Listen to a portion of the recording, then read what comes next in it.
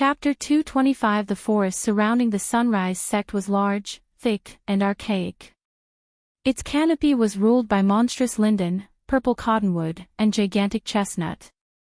The occasional beam of light that made its way through the canopy allowed bright shrubs to cultivate the rich grounds below. Coiling climbing plants grasped many trees, and a medley of flowers, which blossomed brightly, protruded from the otherwise colorless view. A variety of sounds, belonging mostly to vermin, filled the air and were out of sync with the trickling sounds of a gentle river stream.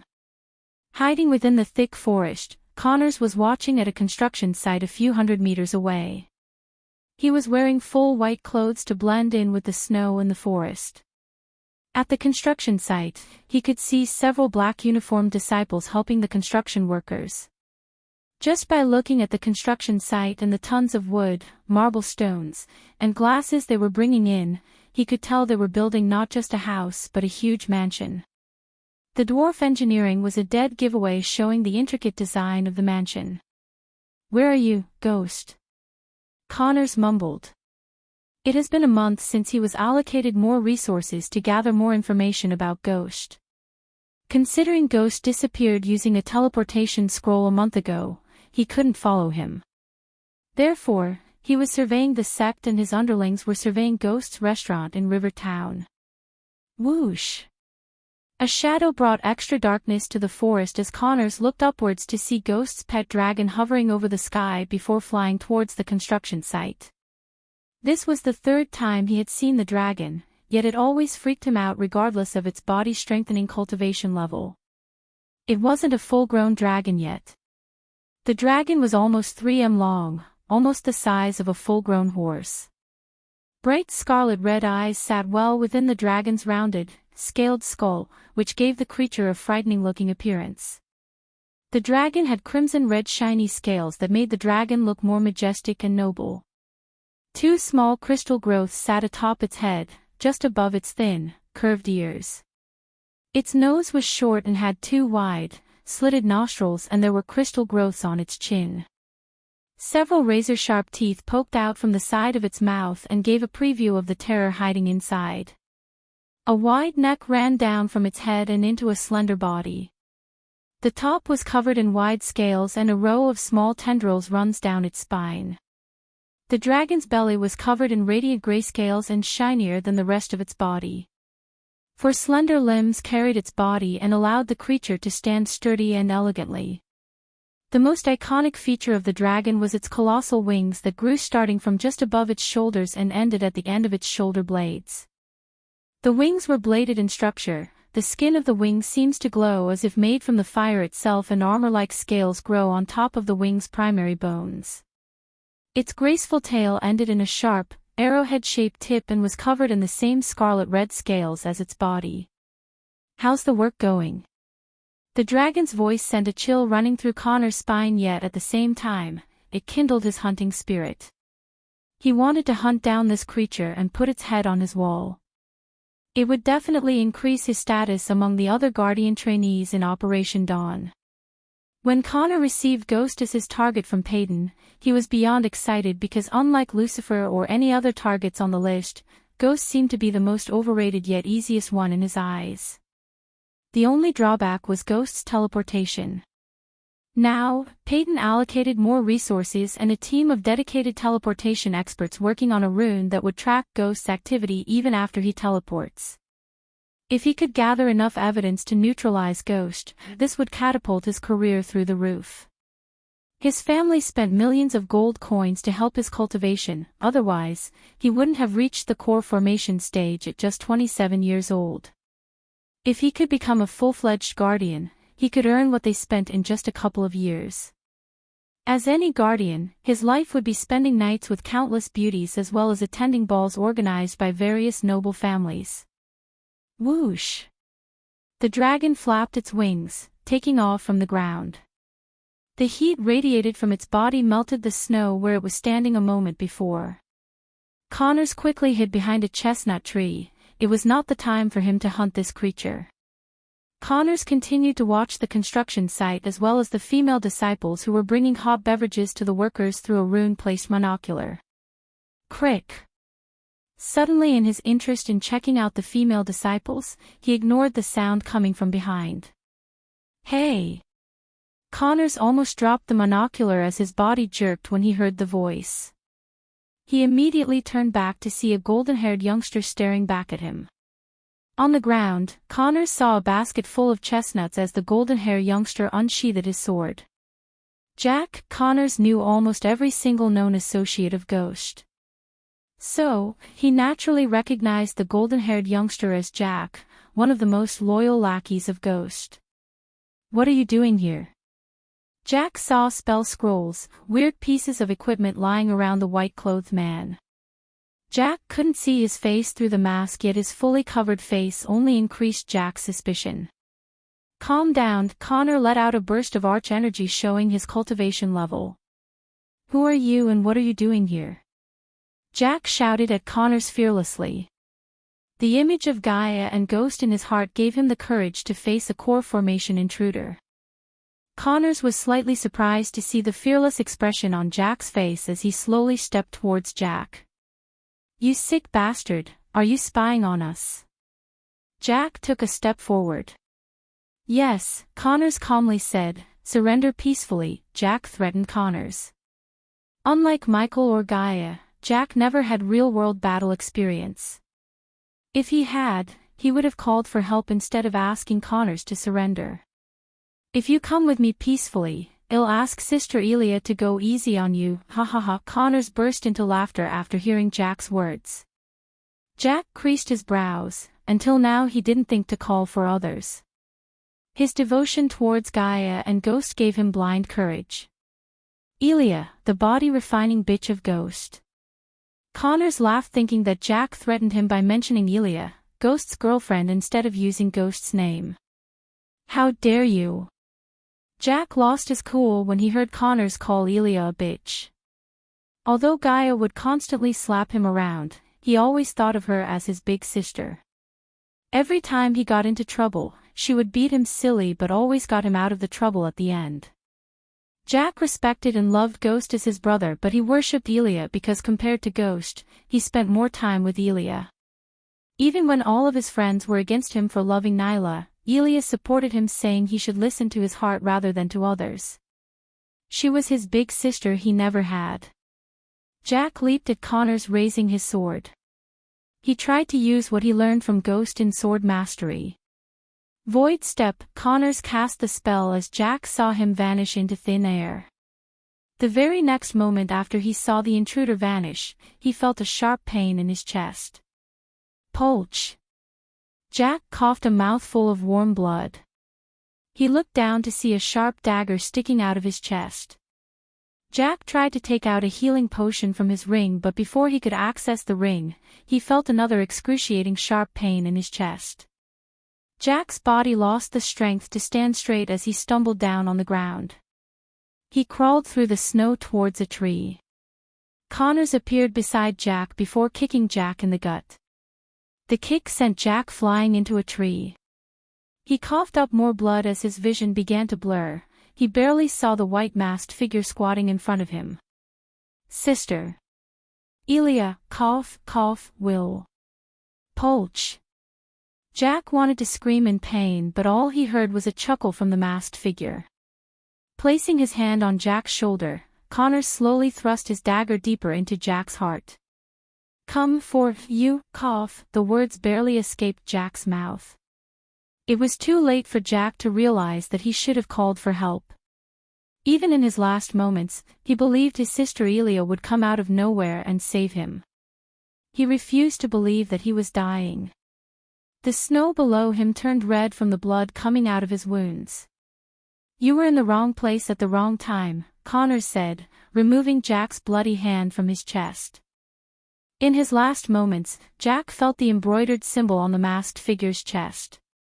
Connors saw Jack close his eyes, but he could swear that he saw a tiny smile on the corner of Jack's bloody mouth. Since his place was uncovered by Jack and probably someone could soon come looking for Jack, Connors immediately gathered all of his equipment, preparing to leave the place. Although he was dying, he didn't worry about his family because he knew Ghost and Sister Elia would look after them and avenge his death. An image of him getting slapped around by Gaia appeared in Jack's mind before everything turned into darkness. Chapter 226. It's been 33 days since we left the Draddle, Michael said, watching the cloudy night sky. Today was a rest day from his hellish training. He wanted to spend the day with Gaia peacefully, but she was unusually silent. She was standing on the edge of the ship, staring at the direction they came from. What is it? Michael came to her side to accompany her in staring at the dark sea. I'm feeling something I've never felt before, she said. Her voice was quieter than usual. It might be seasickness, Michael just shrugged. Surprisingly, she didn't laugh or give a reaction at all, she just kept staring at the horizon. I can't describe this feeling, it's like someone's desperately calling me. Do you think something could have happened at the sect? He shook his head. He made sure that his sect stays safe before leaving, but even after everything he did, it's far beyond his control if something still happened. For now, he wanted to get the artifact related to Nightcrawler's artifact as soon as possible. After that, he would revive the demon's soul waiting back at the abyssal. Instead of using words, Michael just wrapped his hand around her shoulder. She gently kissed his arm before resting her head on his shoulder. Having him beside her made her feel better. In a few more hours, well across the void line, on top of her words, he could already feel the density of the arch-energy gradually decreasing in the atmosphere. He took a long breath. After crossing the void line, it was up to the system to save their bacon. The system will scan the atmosphere to create a solution in an hour, the system reassured Michael. The further they moved towards the invincible void line, the force of the wind increased significantly. His long coat fluttered back in the wind along with his raven black hair. Approximately 2 hours later, Michael noticed a significant decrease in the snowfall. In the distant sky above the horizon, he could see a couple of glimmering stars in the sky. He was staring at the welcoming sight of the cloudless sky when he noticed an object floating in the sky. The system has scanned the atmosphere and found that something extraterrestrial is consuming the arch-energy in the atmosphere around the southern continent. Michael entered the system after he heard the words. Extraterrestrial. Can you identify what sort of alien we are dealing with?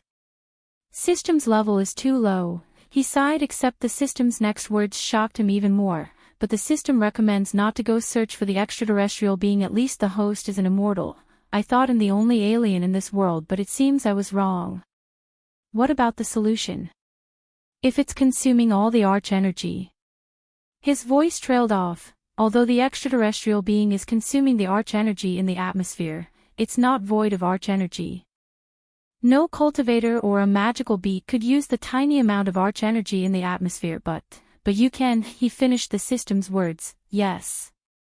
So get ready to give the system 40,000 badass points to enable the energy extractor function, system version 3.0 host, Michael cultivation level, core formation stage, level 3 experience points, 5,000/400000 badass points, 92,000 skills and spells, wind blast, LVL2 responsive shield, LVL3 environment scanning, LVL2 ignition, LVL2 lightning dash, LVL2 energy devolver, LVL1 death range, LVL2 techniques, swords of destiny, 90% mastery ring of fire, 59% mastery serpent maga, 80% mastery occupation, core disciple of sunrise sect, the guardian of sunrise sect, lord Lucifer of the abyssal status, healthy goals.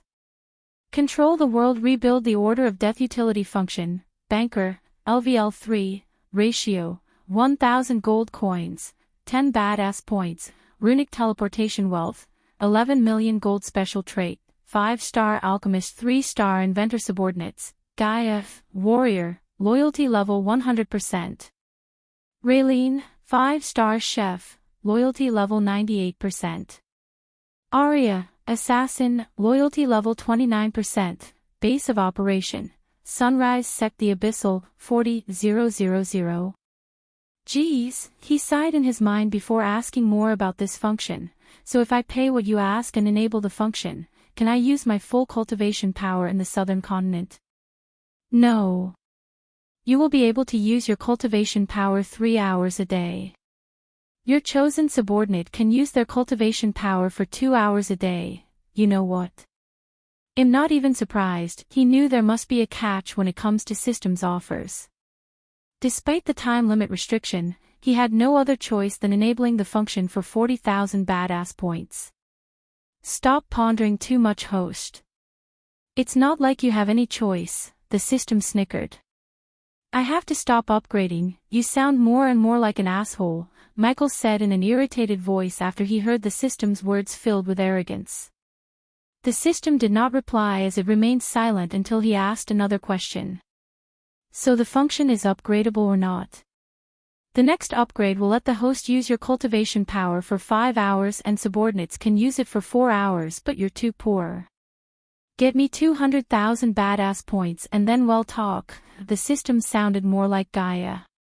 He could only deal one Gaia at a time, so he remained calm despite the system's tone. Alright, I'll buy the function. Wonderful. Was it so hard? You're being a jerk because I have to depend on you more to survive in the southern continent, aren't you? He. Michael was stunned for a moment to hear the system giggle. He could tell it's becoming more and more like a human being with time and level. He wondered how human-like it would be when he upgrades it again. A few moments after, the badass points decreased from 90,000 to 50,000. The system has successfully enabled the energy extractor function. The host can now choose a subordinate to share the energy extractor function with. Do I really have to spell the name? It's Gaia. Leave the system and place your hand on subordinate's forehead. Rather than Michael exiting the system, he was thrown out of the system as everything around him began to move. What an asshole of a system I have, he cursed the system in his mind. He then turned his gaze away from the object to Gaia. Her face was still dull. It was obvious she's still trying to figure out the reason for her bad feelings. This will cheer you up. Michael placed his hand on her forehead. She was about to ask a question when she felt a tingling sensation inside her head.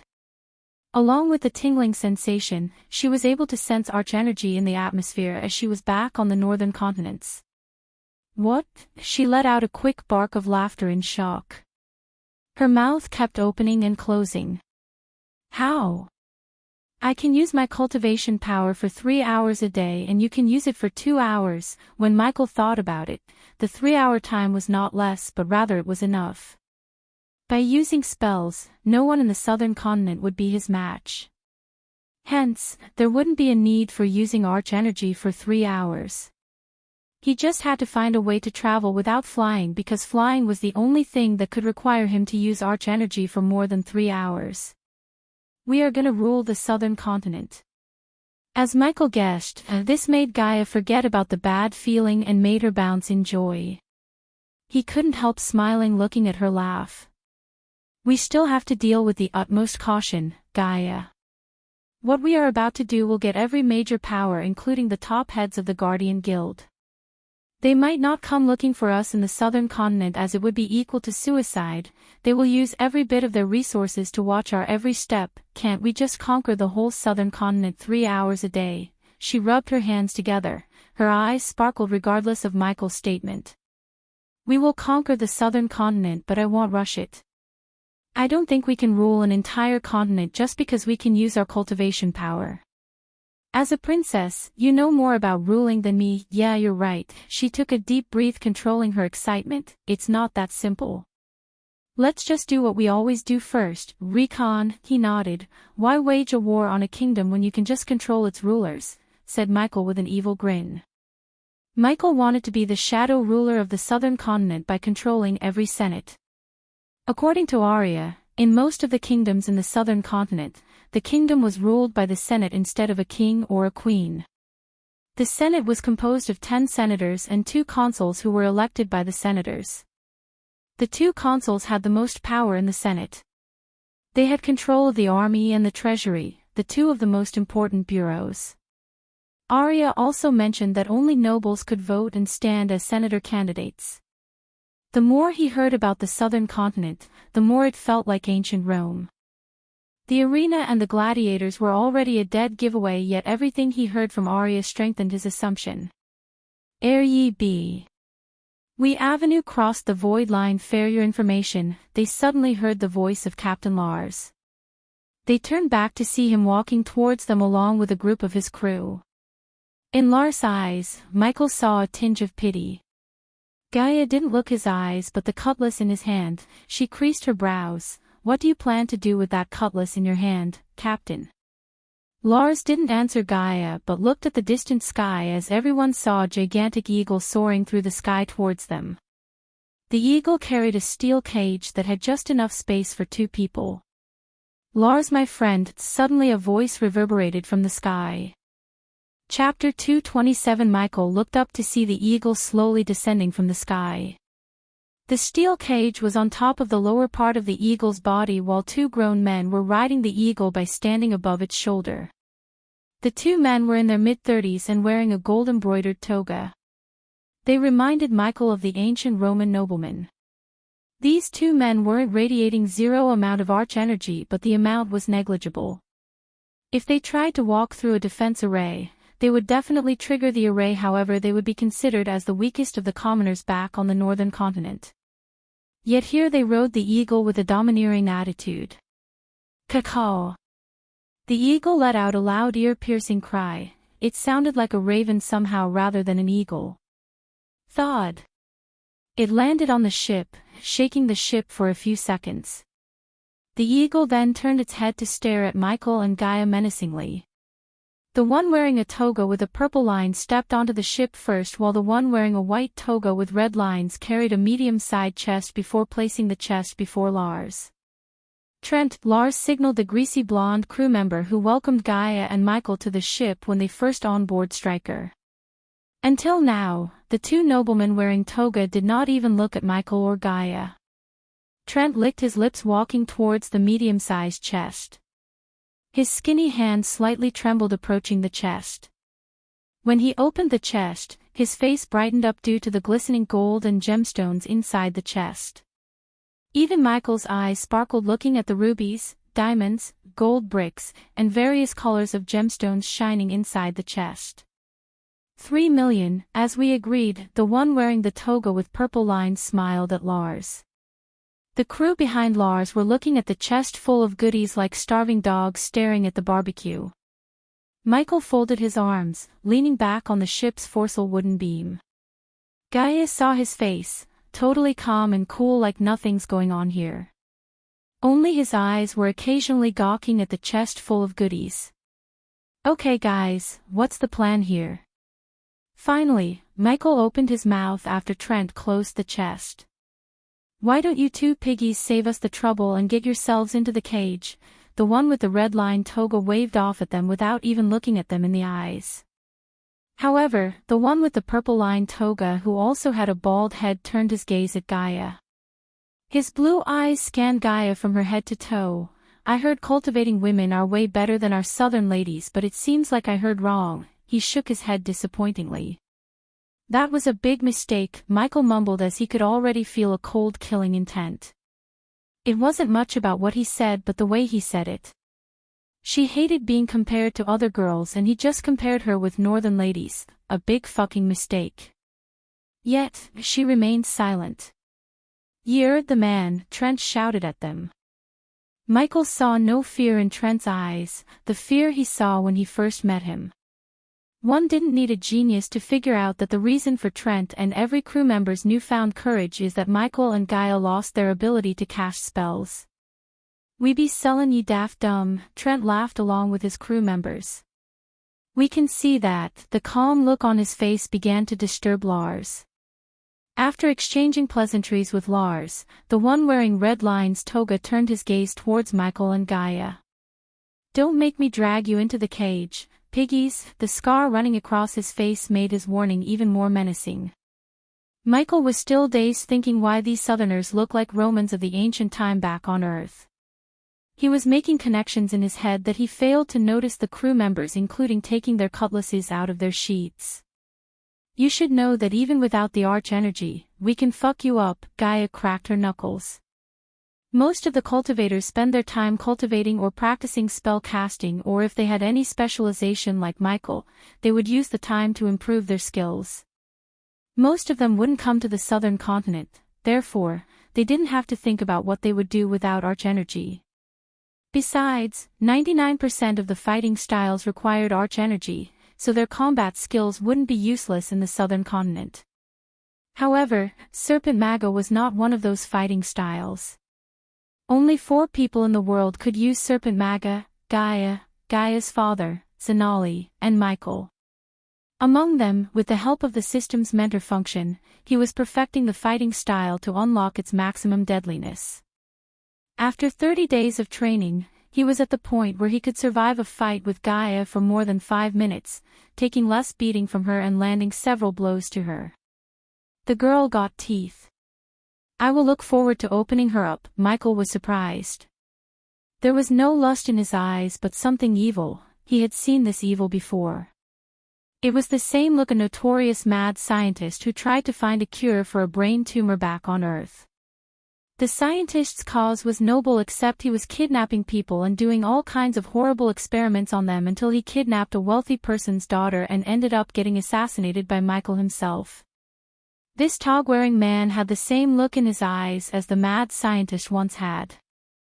Though unlike on Earth, Michael wasn't disgusted by this look, he felt curious. This time he wanted to kidnap the evil scientist and interrogate him so he could exploit the tog-wearing southerner.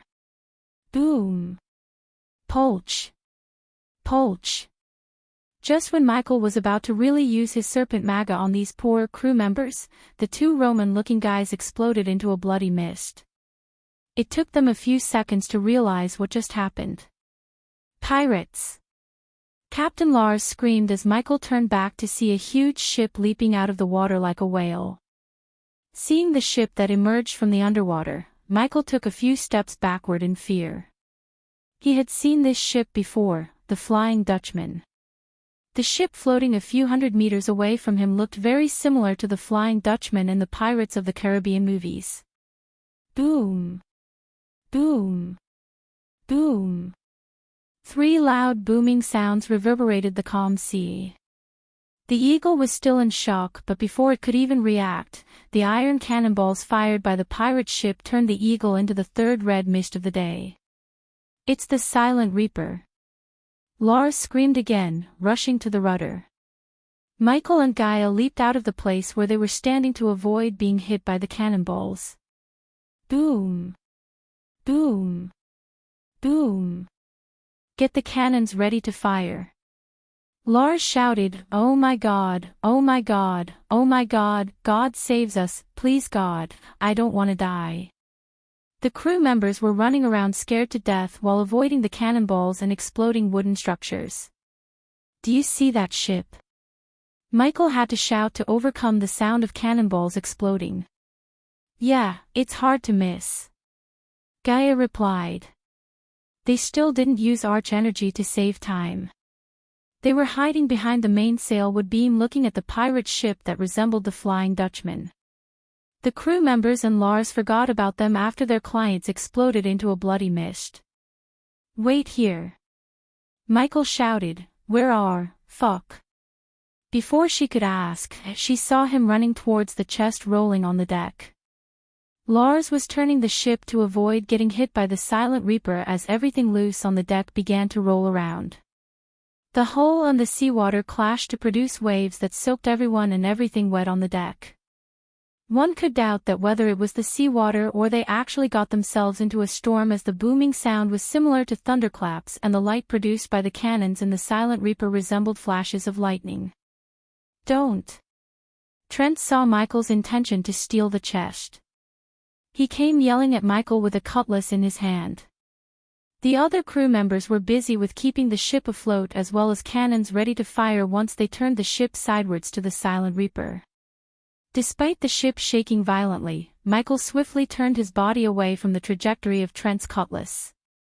Trent lost balance when his sword missed its target. When he was about to stumble forwards, Michael wrapped his hands around his neck, instantly twisting it with all his strength. Crack! Trent's lifeless body was thrown into the sea when Lars turned the ship suddenly. Once again, the chest rolled away from Michael's grasp as he himself almost lost the balance. "That's mine." Lars noticed Michael chasing the chest and yelled while turning the rudder using all his strength. Lars shouted but didn't order the crew members to catch or kill Michael because he knew what he was dealing with here, the infamous cursed ship, the Silent Reaper.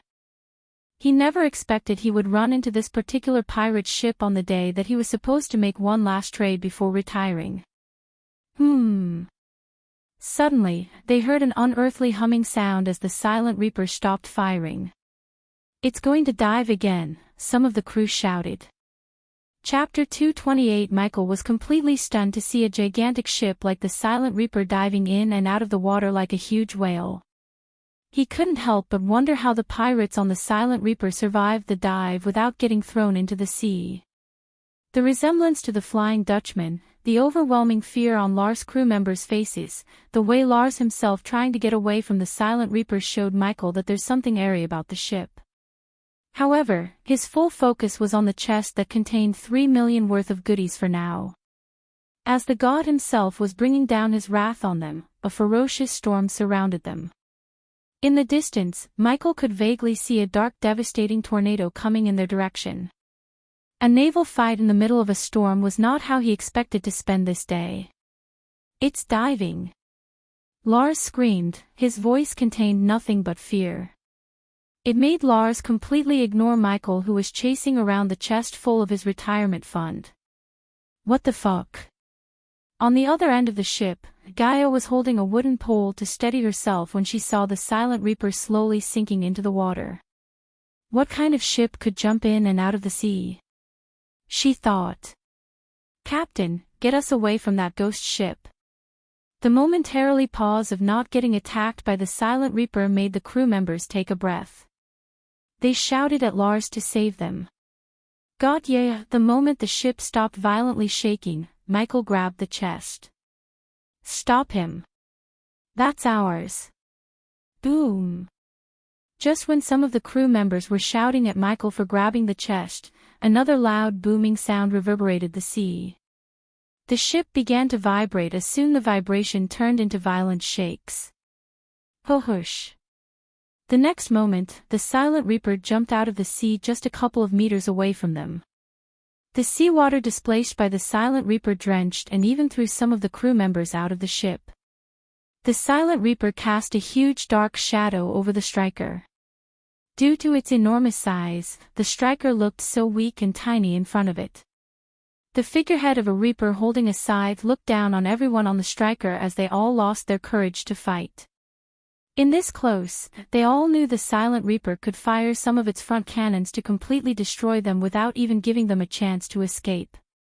Only Michael stared at the Silent Reaper with curiosity and wonder without showing any fear on his face. "This is perfect," he mumbled, staring at the figurehead of the Reaper holding a scythe. The dark grayish sails, the black hull, and its almost 200 feet length made his eyes sparkle. Already in his mind, he started to imagine captaining the Silent Reaper, living a pirate life. He ignored the worn-out-looking hull, the rust-covered cannons poking through the hull, and the ship's old condition itself. All he had in his mind was becoming the captain of the Silent Reaper. This ship instantly stole his heart. "Surrender or die, soon," a deep voice sounded from the Silent Reaper. It felt like the ship itself was talking to them as the crew dropped the cutlasses. They had no courage to fight against the Silent Reaper. Soon after they all dropped their weapons, the Silent Reaper slowly turned sidewards, revealing its 25 broadside cannons that could obliterate the strike in one go. The striker was small for Michael to get a look at the crew of the Silent Reaper. While he was craning his head, a plank was thrown to the striker from the Silent Reaper. Firewall activated. Blocking telepathic attack from the Silent Reaper. Michael suddenly heard the system's warnings inside his head. The warnings made sense. The Lars crew were so quick to give up all their hope and courage, now Michael knew why. Something from the Silent Reaper had terrified them, just like his fear toxin, except the Silent Reaper seemed to be meddling with minds telepathically. Michael quickly turned his gaze away from the ship-top Gaia. There was indeed fear in her eyes, but she didn't look pale or terrified like the rest of the crew. System, can you block the Silent Reaper from playing with Gaia's mind? Subordinate Gaia has enough mental strength to fight off the telepathic signals coming from the Silent Reaper. Fuck my luck, Lars mumbled before walking the plant to the Silent Reaper. Although he seemed less affected by the Silent Reaper, he was definitely not Captain Lars that Michael met before. One by one the crew members began to follow Captain Lars. Let's go, Michael waved at Gaia. What the fuck just happened? First, they wanted to destroy this ship and now want everyone to surrender. And did you notice how miserable the crew became after that weird voice sounded from the ship? She rapidly fired questions at Michael. Come on, let's go. Gaia was slightly surprised to see the excitement on his face. He looked like a kid who's going to his favorite place. You're awfully excited, she asked, joining the line of the crew walking the plant to the Silent Reaper. The chest. Inside my space ring, he answered Gaia while walking. Trouble really follows us, huh? First, those southern jerks wanted to buy us and now, a freaky-ass ship wants us to get on board. She had to raise her voice a bit because of the thunderclaps. Also, they had to walk carefully as the storm was powerful enough to push them down into the sea from the wood plank they were walking on. I need to cut this freaking hair. Michael cursed his shoulder-length hair when it became wet and flew across his eyes, blocking his vision. In a battle, if his hair blocked his vision even for a split second, he would die. He would be a laughing stock if he died because of his long hair. Move faster, Michael almost pushed the one walking in front of him. He wanted to get the view of the Silent Reaper's crew because he really wondered whether he would meet Davy Jones himself or not. A few minutes later, Michael finally saw the crew he was waiting for. The remaining crew, including Lars, was surrounded by a group of dirty, greasy pirates who smelled like rotten fish. The crew of the Silent Reaper came in all sizes, including midgets to 7-foot-tall giants. They were all human. Unlike Michael anticipated, there was no octopus-faced crew member. The Silent Reaper crew didn't wear any distinctive clothes but ragged, dirty clothes. I had to say, I'm kinda disappointed, Michael said to himself. Considering the Silent Reaper looked and functioned very similar to the Flying Dutchman, he was kinda expecting to meet a crew resembling the Flying Dutchman's too. Yet, instead of those terrifying crew, he was welcomed by a crew that could be compared to Captain Barbossa's and Jack Sparrow's crews. The Silent Reaper's crew was licking their lips staring at Gaia. They seemed like starving dogs. Both Michael and Gaia ignored these dirty pirates. They just wanted to see how the situation is going to play out before revealing their secret. Welcome to the Silent Reaper. Taking his gaze away from the crew, Michael turned his head in the direction of the voice to see a tall, muscular man towards them. He had dark skin as an African male. He stood almost 6'2" feet. This black man had an authoritative feel about him, and he had a scar running across from his left upper eye to his right cheek. One couldn't see a single hair on his clean-shaven head. He had pierced both earlobes. The thigh-sized arms looked like they could crush a man to death, while his torso had defined muscles. He was neither wearing something fancy nor dirty ragged like the rest of the crew, but just a short-sleeved transparent tunic and khaki-color breeches. He was accompanied by 2 cutlasses that hung on each side of his waist. He had the perfect thick voice for his muscular body.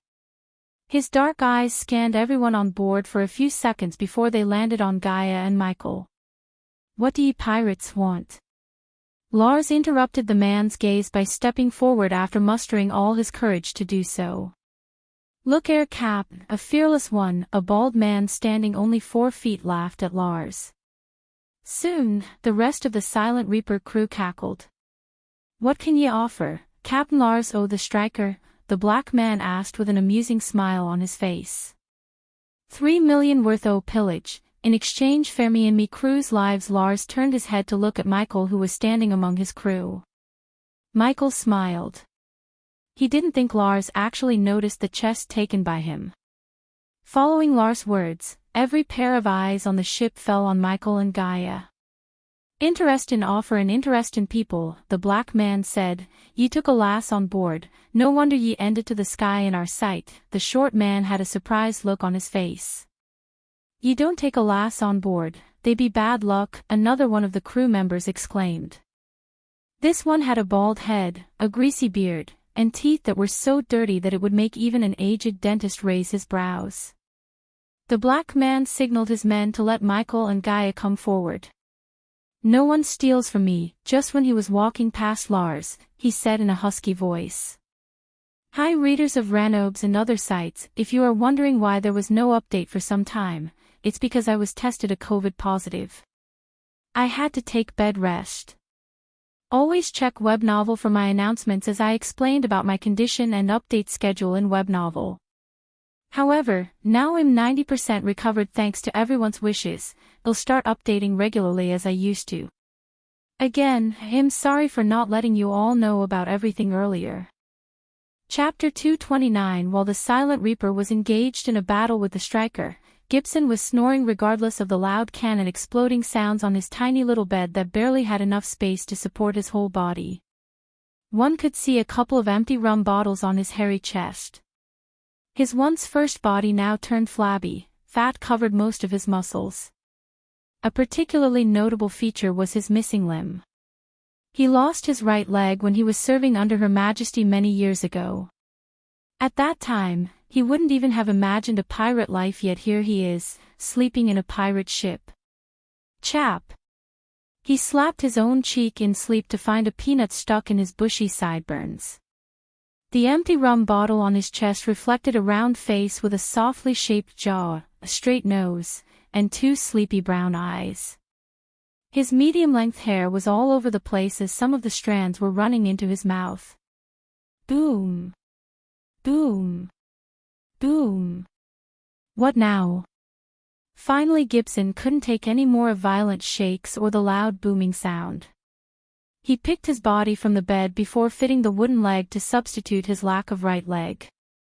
Even a curse couldn't cure the hangover of mine, hee, Gibson chuckled, throwing away his empty rum bottles.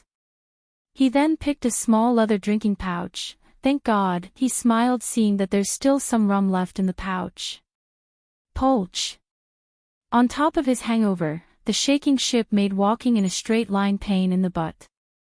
While he was stumbling forwards, a broken splinter of wood exploded from the hole and stabbed him in his shoulder. One would expect him to scream or at least flinch, but he didn't even notice the 6-inch splinter sticking out of his shoulder. We are cursed, yet here we are, destroying who knows what, Gibson mumbled, taking a short sip from his leather pouch. None of the crew, including the current Captain Bull, knew the full extent of the curse. The curse stripped away their sense of touch, smell, pain, and touch. On top of that, the curse occasionally made the crew enter a deep slumber that could last from a couple of months to several years, and no crew of the Silent Reaper could leave the ocean. If their feet touched the ground, they would be painfully turned into ashes. He was telling the crew that the curse is also making the Silent Reaper playing with the minds of the enemy crew, but the pirates were too dumb or ignorant to listen to his theory. If the pleasure of getting drunk was stripped away by the curse, he would have taken a boat to some island and killed himself. Other than drinking rum, there was no pleasure in his life. It would be a lie if he said he didn't love the life before the curse. He loved being a pirate, more than being a soldier in the Royal Navy under Her Majesty. After the curse, the previous captain started to pillage every ship he saw, not just for gold but for more information about the curse. He believed someone could tell them how to break the curse. Although it was highly unlikely to find someone who knew about a curse put by a sea folk elder, it was better than just aimlessly roaming the ocean. Surrender or die, here it goes. Gibson halted his steps to take some deep breaths.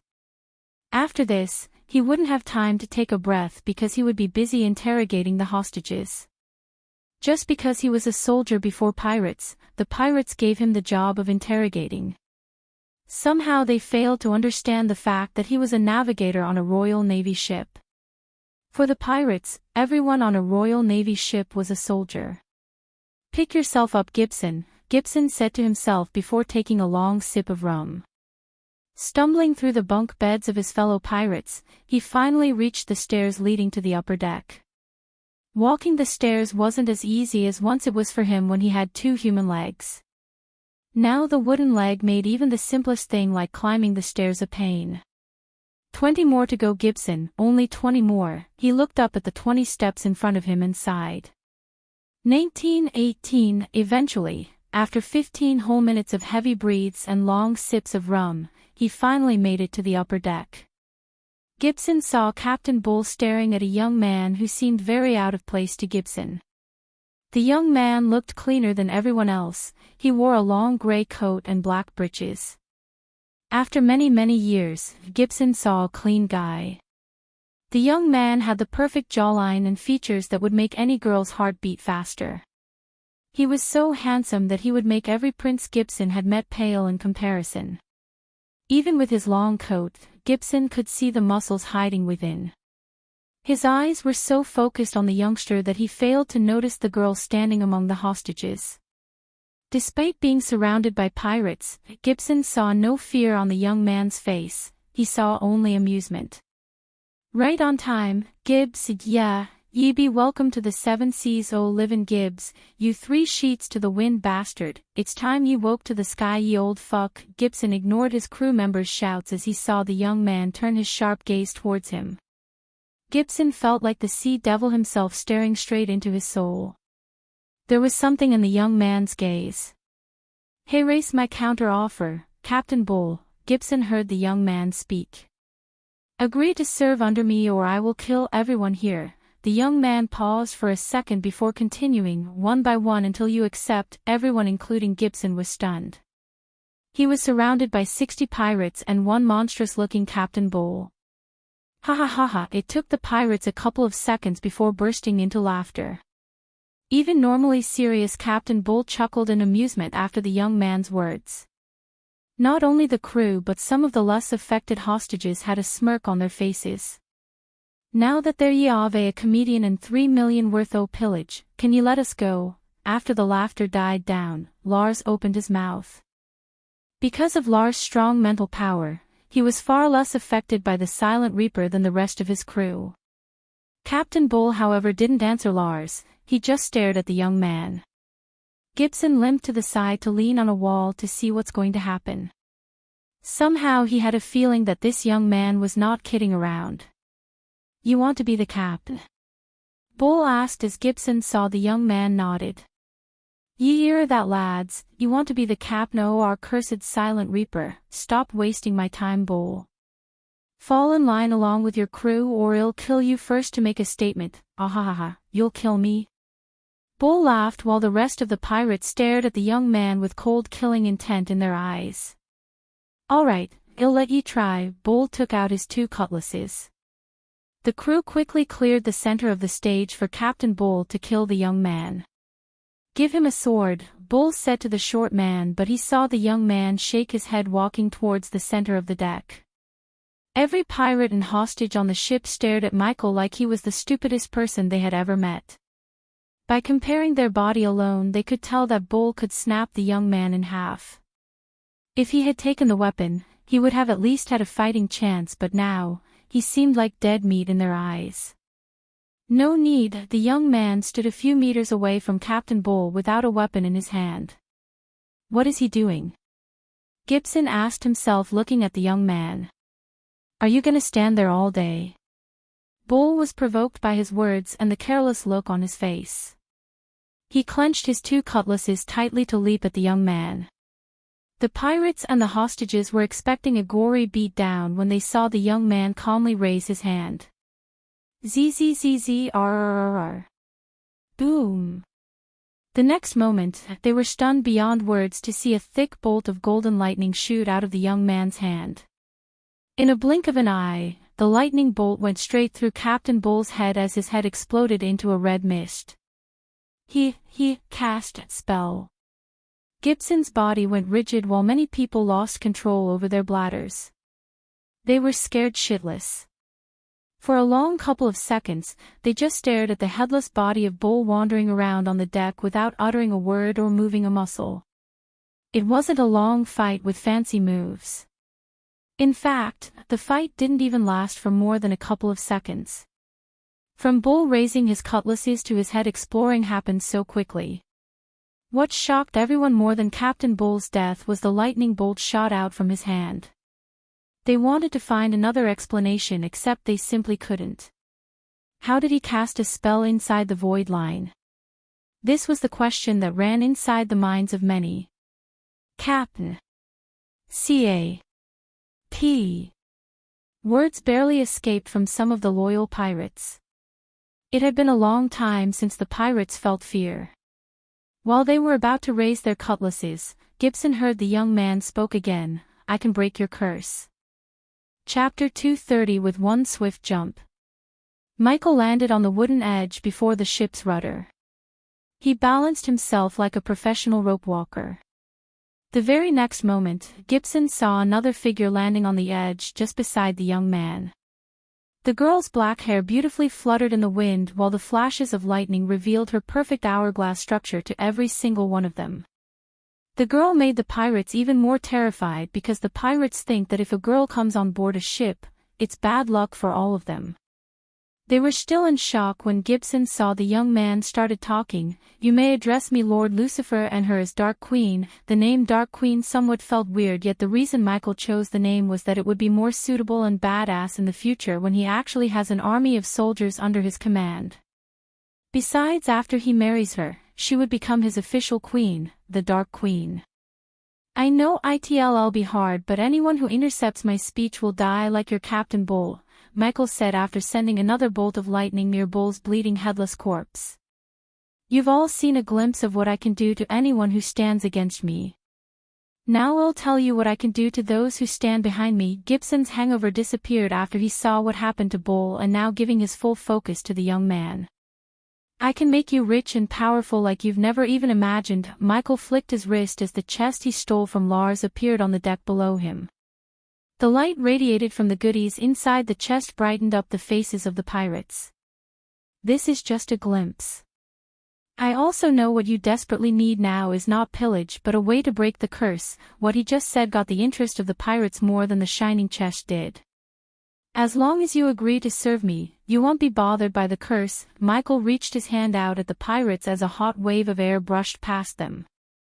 I can feel the hot air, Gibson mumbled, feeling a sensation after more than a decade. Not only Gibson, but every single pirate was also dumbstruck by the sensation of feeling hot air on their faces. Just by looking at their faces, Gaia could tell they want this feeling to last forever. Gibson never thought a simple thing such as hot air on his face would make him this happy. This is better than booze, Gibson said to himself. It took everything in him not to speak anything aloud. He was very positive that uttering any word would get him killed. While Gibson was in a daze, he noticed Shorty, the 4-foot pirate, slowly raising his hand. Go ahead. Gaia really didn't want to laugh at Shorty, but it took so much control not to laugh. Can we go to the mainland or step on any land for that matter? Yes, you can, but all of these can happen only if you serve me loyally.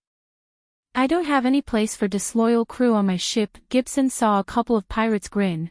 He could tell that they already decided to join this young man's crew.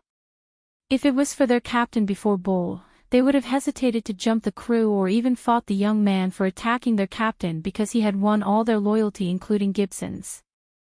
Since that captain was long dead and the young man was claiming that he could break the curse, there was nothing to hesitate about. Plus, the 3 million worth of gold, diamonds, and gemstones didn't hurt. Now speak your mind, Michael said, folding his hands against his chest. The pirates stared at Michael for a few seconds, their eyes were full of fear towards Michael. Yet, Shorty stepped forward mustering his courage. If you join your crew, what's our share in pillages? Both Michael and Gaia were surprised by the pirates' question. They were expecting questions related to the curse, yet the short one asked about their share. What's your share under your late Captain Bull? Before the curse, we would share in 80-20 ratios. 80 for Captain, 20 for us. You'll get double under my command. I'm in. The short pirate didn't even take a second after hearing Michael's last statement. He just awkwardly knelt down on 2 knees pledging his loyalty. System. Michael willed the system to partially break the curse in his mind. The next moment, Gibson saw a bright light beam coming out of the young man's hand. The light beam reached Shorty as his face began to show a cocktail of emotions. Soon, tears began to roll out of his eyes. I can feel again, the air, the smell of the sea. Step aside, Shorty. Gaia waved her hand as Shorty was moved aside by a gust of wind. You have 10 seconds to decide your next move. Michael's voice was cold rather than calm. In a short time, the pirates would be the ones getting the most out of this deal. Therefore, if they hesitated even after he explained everything he could do for them, he would kill every single one of them except Shorty. Yeah, fuck it. Gibson limped towards the young man. His old instincts told him that following the young man would be the best choice he could make in his life. Gibson saw a slight smile energy on the young man's face when he stepped forward. Captain. Lord Lucifer. Following Gibson, every single pirate on the deck awkwardly bent their knees, pledging their loyalty to Michael. As before, the light beam shot out from his hand, but this time, it enveloped all the pirates in a bubble before vanishing from the sight. When the bubble disappeared, the pirates began to cry like little children. They were slapping themselves, pinching themselves as well as tasting the saltwater on the deck. It was acceptable in Michael's eyes. After all, they never felt sensations like this in years. He gave them the time to enjoy the moment. Tinkering with the curse did come with a cost, as they lost the Silent Reaper's ability to terrify the hostile crews. According to the system, that was a byproduct of the curse, and by removing the curse partially, Michael also removed that ability. He knew it was a necessary sacrifice to earn their loyalty, so it was worth the trade. Now I have to deal with you guys. Michael turned his gaze towards Lars and his crew members, who were standing still in fear and shock. Some of them even peed in their pants, imagining what might happen to them. Let us go, Lars stuttered in fear. With the ability to cast spells inside the void line, Lars knew these two would be a god and goddess in the southern continent. No matter how powerful the Spartan army was, Lars knew a couple of spells could easily decimate them. Let you go. Ha ha ha, Michael chuckled. The pirate stood up with newfound loyalty towards Michael. You fucker wanted to sell us. Gaia's voice was cold. Tell us who your contact was and they'll kill you quickly. Lars' mouth kept opening and closing. To be honest, he only talked with the buyer through the communication stone. The two who came riding an eagle were just the subordinates of the buyer. They never told Lars their names or where they were from. You don't know. Michael could tell that Lars had no idea about the two tog-wearing southerners by looking at his eyes. Michael disappointedly shook his head before nodding at Gaia. Poison grasp, she uttered the words, pointing her finger at Lars and his men as a green mist began to form out from thin air. The green mist soon transformed into itself a giant hand. The giant hand then swooped the group from the floor. Wow, what is this? How can they cast spells? New captain and his girlfriend is awesome, oh my god, including Gibson. Every single pirate was in awe. They were speechless as Lars and his men struggled against the hold of the green giant mist hand. Gaia pointed her fingers at the sky as the green hand ascended from the floor with the men. Inferno, she fired a spark of fire at the green mist. No! Lars and his men screamed. The poison already seeped into their bodies, making them cough out blood. When the fire spark hit the green mist, it instantly caught fire. Soon the green mist exploded, lighting up the night's stormy sky. Their blood rained down on the pirates, making the scene horrifying. She demonstrated what she could do to inflict fear in the hearts of the pirates.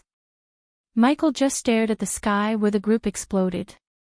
He knew with cultivation power he could do anything in the southern continent, but rather using his 3-hour power to attack the kingdoms, he wanted to forge alliances with the senates.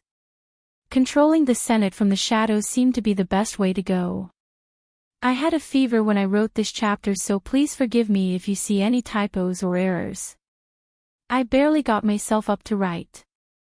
There might not be a chapter released tomorrow as my doctor said to take a day off.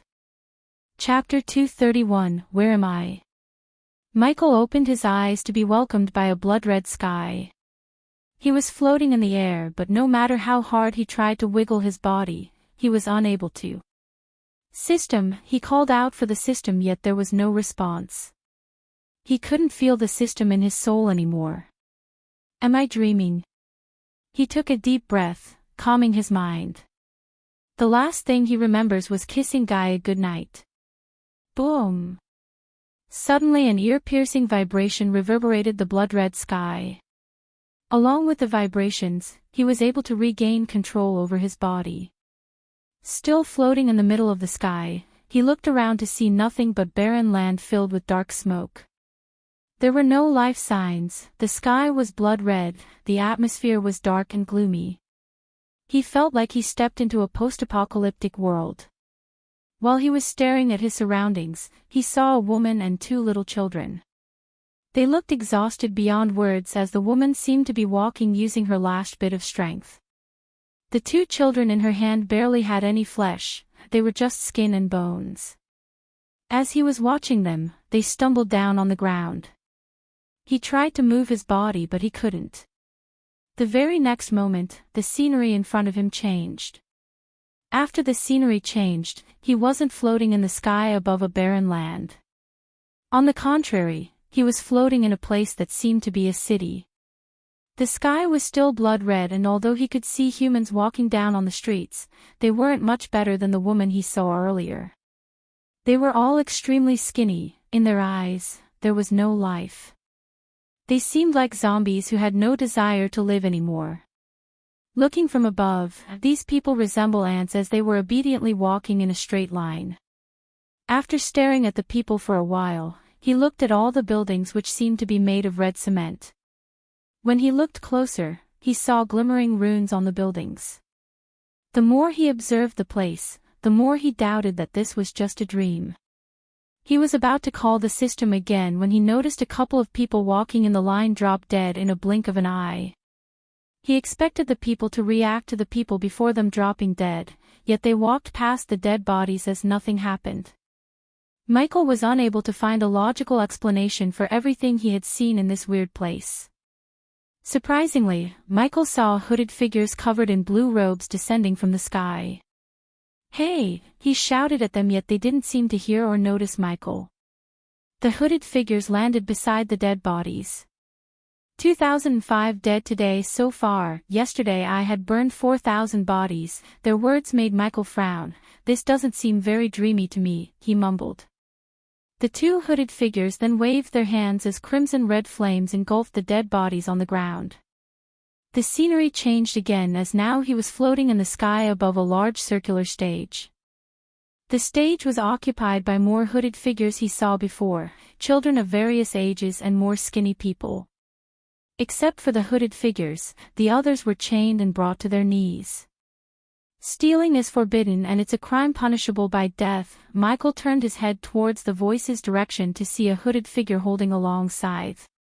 Before the chained man in front of the hooded figure could react, the scythe cleaved his head right off his shoulders. "Skipping the line is forbidden and it's a crime punishable by death," another voice followed by beheading. "Praying to sun god is forbidden and it's a crime punishable by death. Attempting to cultivate is forbidden and it's a crime punishable by death. Using arch energy is forbidden and it's a crime punishable by death." Michael heard the hooded figures on the stage exclaim before they behead the people regardless of their gender. The hooded figures showed no mercy at all.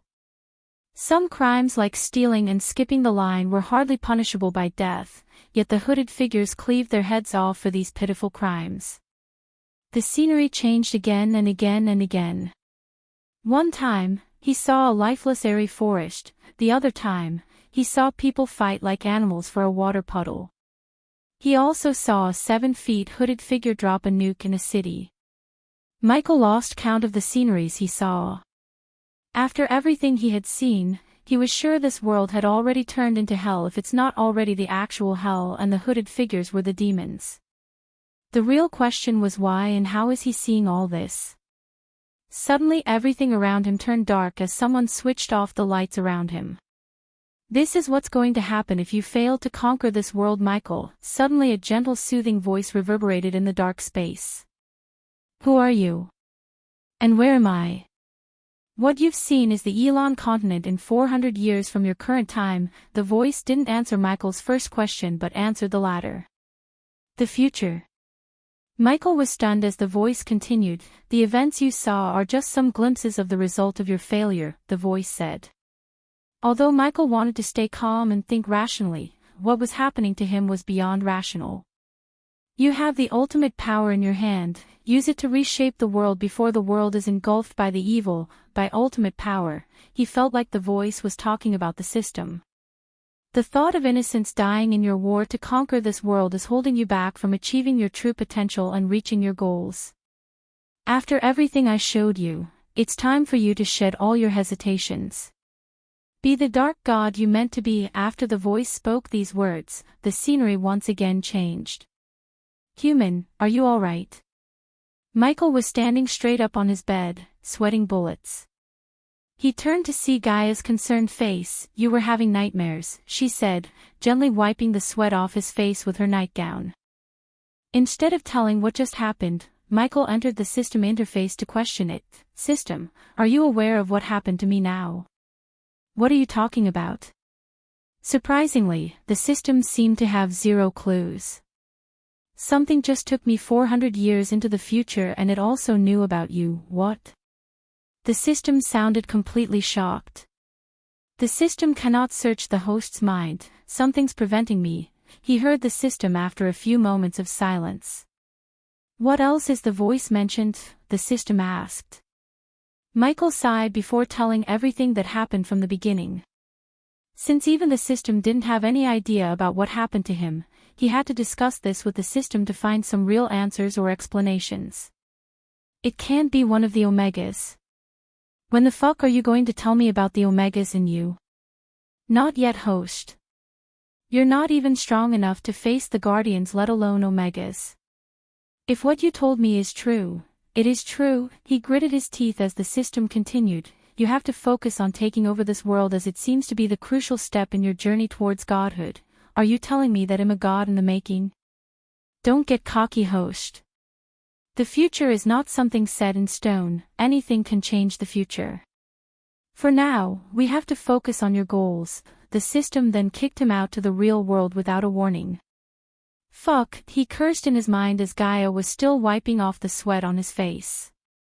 We need to talk. Considering the system was no help to him, he decided to talk with Gaia. The two of them leaned back on the bed frame before Michael began to tell everything he saw. There's still a chance that what you saw was just a dream, but what you said didn't seem like a dream to me. After listening to Michael in silence, Gaia spoke. What could be so powerful to show you the future? Some kind of god. You're awfully calm about this. Michael couldn't help but comment on her calmness. Even he was slightly freaking out, she seemed to be less affected than he was. Since you are a freak of nature, everything linked to you is anything but normal. Getting a glimpse of the future is freaky, yet we still have the chance to prevent everything from happening. He nodded to her words. Whatever dragged you to the future is not something we can understand or comprehend unless it allows us to. My question is, however, who were those hooded figures? The Guardians? Or something else? Michael removed the warm quilt to leave the bed. He walked towards the windows. Just like his heart, the sea was also not calm. The storm was still ravishing the ocean violently with the company of the heavy downpour and thunderclaps. Whoever they are, I have a feeling that we'll meet them soon, he said, looking at the dark stormy sky through the window. The flashes of lightning revealed a newly found resolution in his eyes. At this moment, Gaia could tell that something's changed within him. Chapter 232, What are you working on? Gaia entered the captain's cabin to see Michael leaning back on his chair fiddling with nuts and bolts. I just have to calibrate a few things. He was too focused on the project as he failed to notice Gaia looking at his world over his shoulder. She could see it kinda look like the grappling hook they were using, but instead of hooks, she saw him place multiple syringes on a gauntlet. The gauntlet was smaller than the grappling hook. Oh, you're here, Michael finally noticed Gaia. Give me your hand. He didn't even wait for her as he just took her right hand. With her hand on his hand, Michael grabbed the gauntlet before gently placing it around Gaia's wrist. It's gonna sting a bit, what? Ouch! She felt a sharp pain in her wrist. It was like a couple of bees stinging at the same time. She looked at the gauntlet to see the syringes plunging themselves into her wrist before completely disappearing. Are you gone? Don't move, she was interjected by Michael. She rolled her eyes a bit and looked at him and placed a transparent glass-like sticker on the back of her neck. She expected it to sting as earlier, but she only felt a slight tingling sensation in her brain. When I cut your hand, think of a healing potion, she frowned, but she ultimately nodded her head. With a gentle smile, he picked the dagger hanging from her slender waist. Carefully Michael made a cut on her left forearm as she thought of a healing potion as he instructed her to. Suddenly, she felt the syringes inside her right wrist move. Can you feel something? Yes, those needles are moving, as she said. A wide grin emerged on Michael's face. It's working. When did I become a guinea pig for you? A cute little guinea pig, Michael chuckled, pinching both of her soft cheeks. It's my new invention, I call this APD. Automatic Potion Dispenser. Michael rummaged through the junk on the table to grab another gauntlet. The name is pretty explanatory. I was able to squeeze in 8 syringes, fill the syringes with whatever potion we need, and whenever we need it, we just have to think about it. APD will inject the potion directly into our bloodstream. The best part is, it's made of junk metals, so no energy radiation. She could tell by his wide grin that he's so proud of his invention. After hearing what he said, it was obvious how useful this could be in a real battle where enemies won't wait until one takes out his potion and uses it. With this, it's almost guaranteed that we'll win the championship tournaments. Gaia's face lit up instantly. She knew in the first couple of rounds, using potions would be forbidden. However, if they used this gadget, the judges would have no idea as it would radiate 0 energy. It's cheating, but I like it, she revealed an evil grin. Making the device wasn't costly as it only required him to use some common materials. However, what cost him more was the sticker he placed on Gaia's neck. The sticker was an advanced metal that controls the pulses between the drive and the brain. Since his inventor trait was not high enough to build components that manipulate biochemical signals inside the body, he had to buy it from the system. A single sticker cost him 5,000 badass points, and it could only allow 2 kinds of potions to be loaded into the APD. Ah, Captain. Lord, suddenly, someone awkwardly knocked on the door. He could tell it's Gibson, who is standing outside by the voice. What does he want? Let's go see. Michael put on the APD beneath the sleeve before leaving the captain's cabin. When he opened the door, he saw Gibson, Shorty, and a few other pirates waiting for them. In their eyes, there was fear more than respect. The way he killed Bull was still freaking out the pirates. Lord Lucifer, we'll reach the Pirates' Cove in an hour, Gibson said. The sky was unusually clear. Nodding at Gibson, Michael walked to the edge of the ship to soak in all the sunlight. After numerous days of heavy downpour, it was a welcome sight to see the sun once again. I need you to stop drinking, Gibson, looking at the clear sky, Michael said. I can't have a drunk for a first mate, his words stunned Gibson. This will help you stop the habit. Michael tossed a slimy purple potion to Gibson. He knew how hard it was for addicts to stop their habit. If it was on Earth, recovering from addiction would take an immense amount of willpower and dedication, but in this world, all Michael has to do is make a potion that would help one get rid of the addiction. It's either drink this, get rid of your addiction, and get fucking rich like a king, or end up as a snack for the sharks below. Michael let his words sink into Gibson's mind for a few seconds before offering something that he won't be able to refuse. Plus, it'll get you a new leg, not some wooden artificial stuff, a real leg. Although Michael had no way of making limbs grow again at the current time, he was positive he would get the ability through the system or find a 6-star healer subordinate to do so in the future. Also, he didn't give a shit about others' drinking habits. For all he cared, they could do whatever they want with their gold coins in their free time, but he wanted Gibson to stay clean. Lord Lucifer, you can do that. Gotcha, Michael snickered inside after seeing the excitement in Gibson's voice. Yes, get clean and he'll get you a new leg. The other pirates including Shorty also looked excited for their fellow pirate Gibson. Loyalty towards us is the only price you have to pay us, Gaia leaned on the ship's mainsail beam and said. That's the Pirate Cove, Captain. Gibson pointed out the big island surrounded by countless ocean boulders. The boulders acted as a natural defense against the ships as they prevented the ships from reaching the island. The only way to get into the island without swimming seemed to be the large docks at the far side of the island. Surrounding waters were filled with small fishing boats and nets. In the distance, a couple of pirate sail ships with skulls and swords for flags docking at the docks. It's good to be back here after all these years, Gibson exclaimed with a burst of joy. Gaia noticed all the pirates were bouncing in joy. Listen up, when you get into the island, do not say anything about what happened to Bull or anything related to me. I'm just a pirate like you and she's my girlfriend. If you blabber anything to anyone, I'll personally end you. For a few moments, the pirates looked dumbstruck, but soon, they all just nodded in agreement. If anyone asked about the curse or Captain Bull lost his life lifting the curse. That's the story, Captain. It'd be hard for them to believe that you two are pirates, Gibson whispered to Michael standing beside him near the rudder. Just say we came from the northern continents, since it was not possible to get dirty like the rest of the pirates. Michael asked Gibson to tell the truth to cover up his real identity. Besides, he would soon reveal himself as the captain of the Silent Reaper to the world. He just wanted to gather more information about this part of the world before making any important steps. Gibson, I also want you to buy everything on the list. Michael handed over a piece of paper to Gibson with a pouch of gold coins. Gibson opened up the paper to see a list of familiar names. They were all items, metals, and things related to the ship itself. The closer his ship got to the docks, the clearer he could see the island.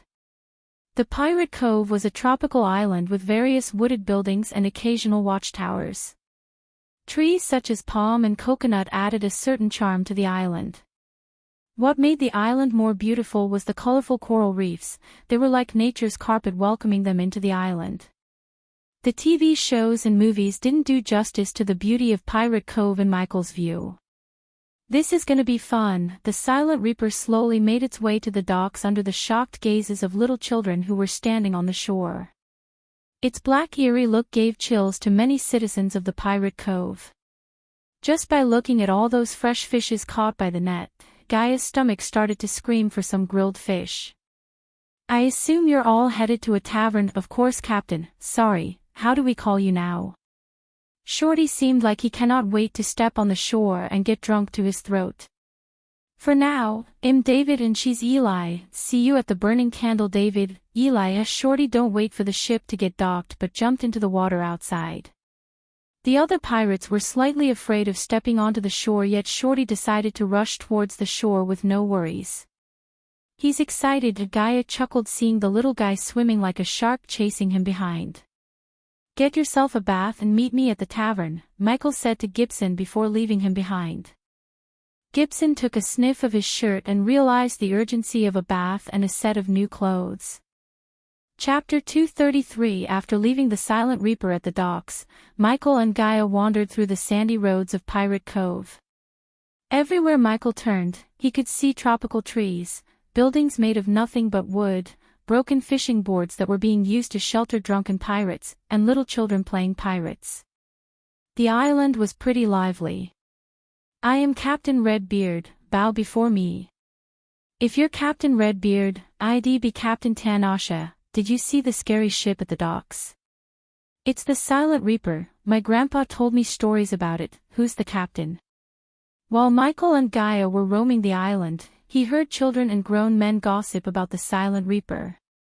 Because the Silent Reaper appeared at the Pirate Cove nearly 3 decades ago, many stories about the ship turned into rumors. Only a handful of elderly citizens in their 70s had more information about the ship, its crew, and the curse. As he was walking, his courage was raised by the light, which streams through the palm and coconut trees, lighting up the beauties of the island, and stopped to smell the flowers and examine things, which he never thought existed. Cutlasses forged using the finest steel. Rum barrels wholesale. High-quality tobacco and sugar. Under the shade of tropical trees, merchants were shouting loudly to attract the attention of newly arrived pirates. Not a single food stall, Gaia sighed after searching the line of merchant stalls for something to eat. There's no clothing store either, Michael said. He wanted to change his clothes to blend with the natives, yet wherever he looked, he couldn't find a clothing store or a place where he could buy some piratey clothes. Let's go to the tavern, beat. Gaia was sweating as she was inside an oven. The lack of arch energy in the atmosphere took a toll on her body. To find the tavern, Michael didn't have to ask for direction, he only needed to follow the grown men. Eventually, after following some men, they reached their destination. The burning candle, Michael read the signboard hanging above an old wooden door. From the outside, it looked lively, folksy, and enchanting. Softwood and well-crafted wooden beams make up most of the building's outer structure. It was near impossible to see through the dirty windows, but the sounds of dancing and singing from within could be felt outside. As they entered the tavern through the well-crafted, wooden door, they were welcomed by amazing, but unknown scents and laughing voices. The bartender, who was a middle-aged woman, was a little preoccupied with customers but still managed to welcome them with a wink. It was as engaging inside as it was on the outside. Several walls supported the upper floor and the large candles attached to them. The walls were loaded with hundreds of small ship parts, all signed and most likely donated by fellow pirates. The tavern itself was packed. Pirates seemed to be the primary clientele here, which often led to exciting evenings. Several long tables were occupied by separate groups of pirates, all enjoying themselves, but they kept to themselves. Among the tables were Michael's crew, who seemed to be losing their consciousness due to the rum they were chugging non-stop. Some were even dancing on the table while others were cheering from them by clapping and yelling. The other, smaller tables were also occupied by people who were playing games and, judging by their laughter, were either telling jokes or great, perhaps embarrassing tales. Even most of the stools at the bar were occupied, though nobody seemed to mind more company. Michael did hear tales about this tavern back on the ship, supposedly it was famous for something, but he couldn't remember what for. Though judging by the music and how many people were dancing, it must be the live band who just started playing. There are some empty chairs. Gaia pointed at the few empty chairs at the far end of the room as they walked towards the table to prepare for what would undoubtedly be a great morning. In the heat of the moment, most of Michael's crew completely failed to notice him until Shorty whispered something into their ears. They all gave a quick glance at Michael before resuming what they were doing. Few of the waitresses were still busy serving the other pirates. Michael and Gaia were not in a rush, so they just waited for one of the waitresses to come to them. "How long are we gonna stay on this island? I have to make a few upgrades to our ship." "Few days tops, I think. She's not a whore, Holman. Let her go." The bartender's shout drew Michael's attention towards a waitress near Shorty's table. The waitress was trying to get herself free from the hold of a scar-faced pirate. "She's a big girl, she can decide what she's gonna be tonight." The scar-faced pirate took out a pouch, pouring out gold coins on the table. By the look on the other pirates' faces, Michael could see that they were fortunate enough to plunder a rich merchant ship or two. Besides, among all the people in the tavern, these guys had shinier cutlasses and wore cleaner clothes. "Look for someone else, Holman." The waitress freed herself from his grab by swatting his hand away. The golden-hair waitress quickly rushed back into the kitchen, leaving Holman and his crew behind. "This place hasn't changed a bit." Suddenly Michael heard a familiar voice as he turned to see Gibson walking towards them. Compared to the man he met before, Gibson looked like a new person. "It's really a wonder how a bath and a new set of clothes could do to a man." Gibson scratched the back of his head in embarrassment. Michael gestured at him to pull up the empty chair to their table. "It'll get us something." Gaia left the table, leaving Gibson and Michael behind. Gibson would have offered to get something, but she didn't give him any time to offer his aid. Tell me about yourself, Gibson. Michael noticed his hands were shaking as well as his eyes were checking the rum served by the waitresses. It was obvious he wanted a drink. Michael took his attention from the booze with the question. Well, I was serving under Her Majesty before losing my leg and becoming a pirate, Her Majesty. The Empress of our continent. The our continent was the largest in this world. It was larger than Elon and Azer continent combined. He knew little to nothing about our continent except the fact that he had unfinished business to take care of in our. On a scale of 1 to 10, how powerful is our continent? 20 or even 30, Cap. David Gibson almost said his real name but quickly corrected himself. The scholars say there are multiple magical ley lines under the land of our. Hence, everyone and every kingdom are fucking powerful. Also, those snobby bastards are ridiculously rich, seems like my kind of place. Well, go there in the future. Gibson was about to protest this idea of them visiting our continent when his eyes widened in shock. He noticed Holman checking out Eli, the girl who killed a group of pirates like they were nothing. It took Michael a second to notice the change in Gibson's eyes. Gibson slowly turned his gaze away from Holman to Lucifer, but unlike he expected, the young man remained calm. Although the mask Gaia wore significantly reduced her beauty, her perfect hourglass structure, and her grace made her stand out in this crowd, especially when the tavern was lacking in ladies. Michael knew he can neither stop every man who checks out Gaia nor cleanse the world of perverts. Therefore, he remained calm, as it wasn't worth his time to start a fight just because he's staring at Gaia from her top to bottom. Right at the moment, Michael noticed another set of eyes staring at Holman and Gaia. The figure was wearing a hood to cover his face. He wore what a typical pirate would wear, except his boots looked military. Now that the figure attracted Michael's attention, he noticed the figure was sitting in front of glass bottles on the table before the bartender. For a normal person, it would raise no flags, but for a highly trained assassin like Michael, it said many things about the figure. Gibson heaved a sigh of relief when Gaia left the bar counter without giving Holman a chance to mess with her. The tavern was neutral ground and a place under the protection of the three great pirate captains. Fighting inside the tavern was forbidden. If anyone tried to start a fight, they would become the target of three captains. The last thing Gibson wanted was Lucifer to kill the three pirate captains and mess with the equilibrium of the pirate world. The figure quickly turned his gaze away from Holman as he pretended to take a sip from his mug, but Michael saw him using the glass bottles in front of him to monitor everything around him. Using reflective surfaces to monitor the area was a classic trick used by spies and assassins. Michael couldn't help but wonder, what is a spy or an assassin doing in a tavern like this? Gaia placed a tray with 3 mugs filled with rum and 3 grilled salmon on the table before sitting beside Michael. It'd be weird if I ask for water to drink in this place, so just pretend to drink the rum, she said as her eyes looked at Gibson. Pretend, got it Eli, Gibson mumbled as he reached out to touch the grilled salmon because he thought one of the 3 plates of fish was his. Plop.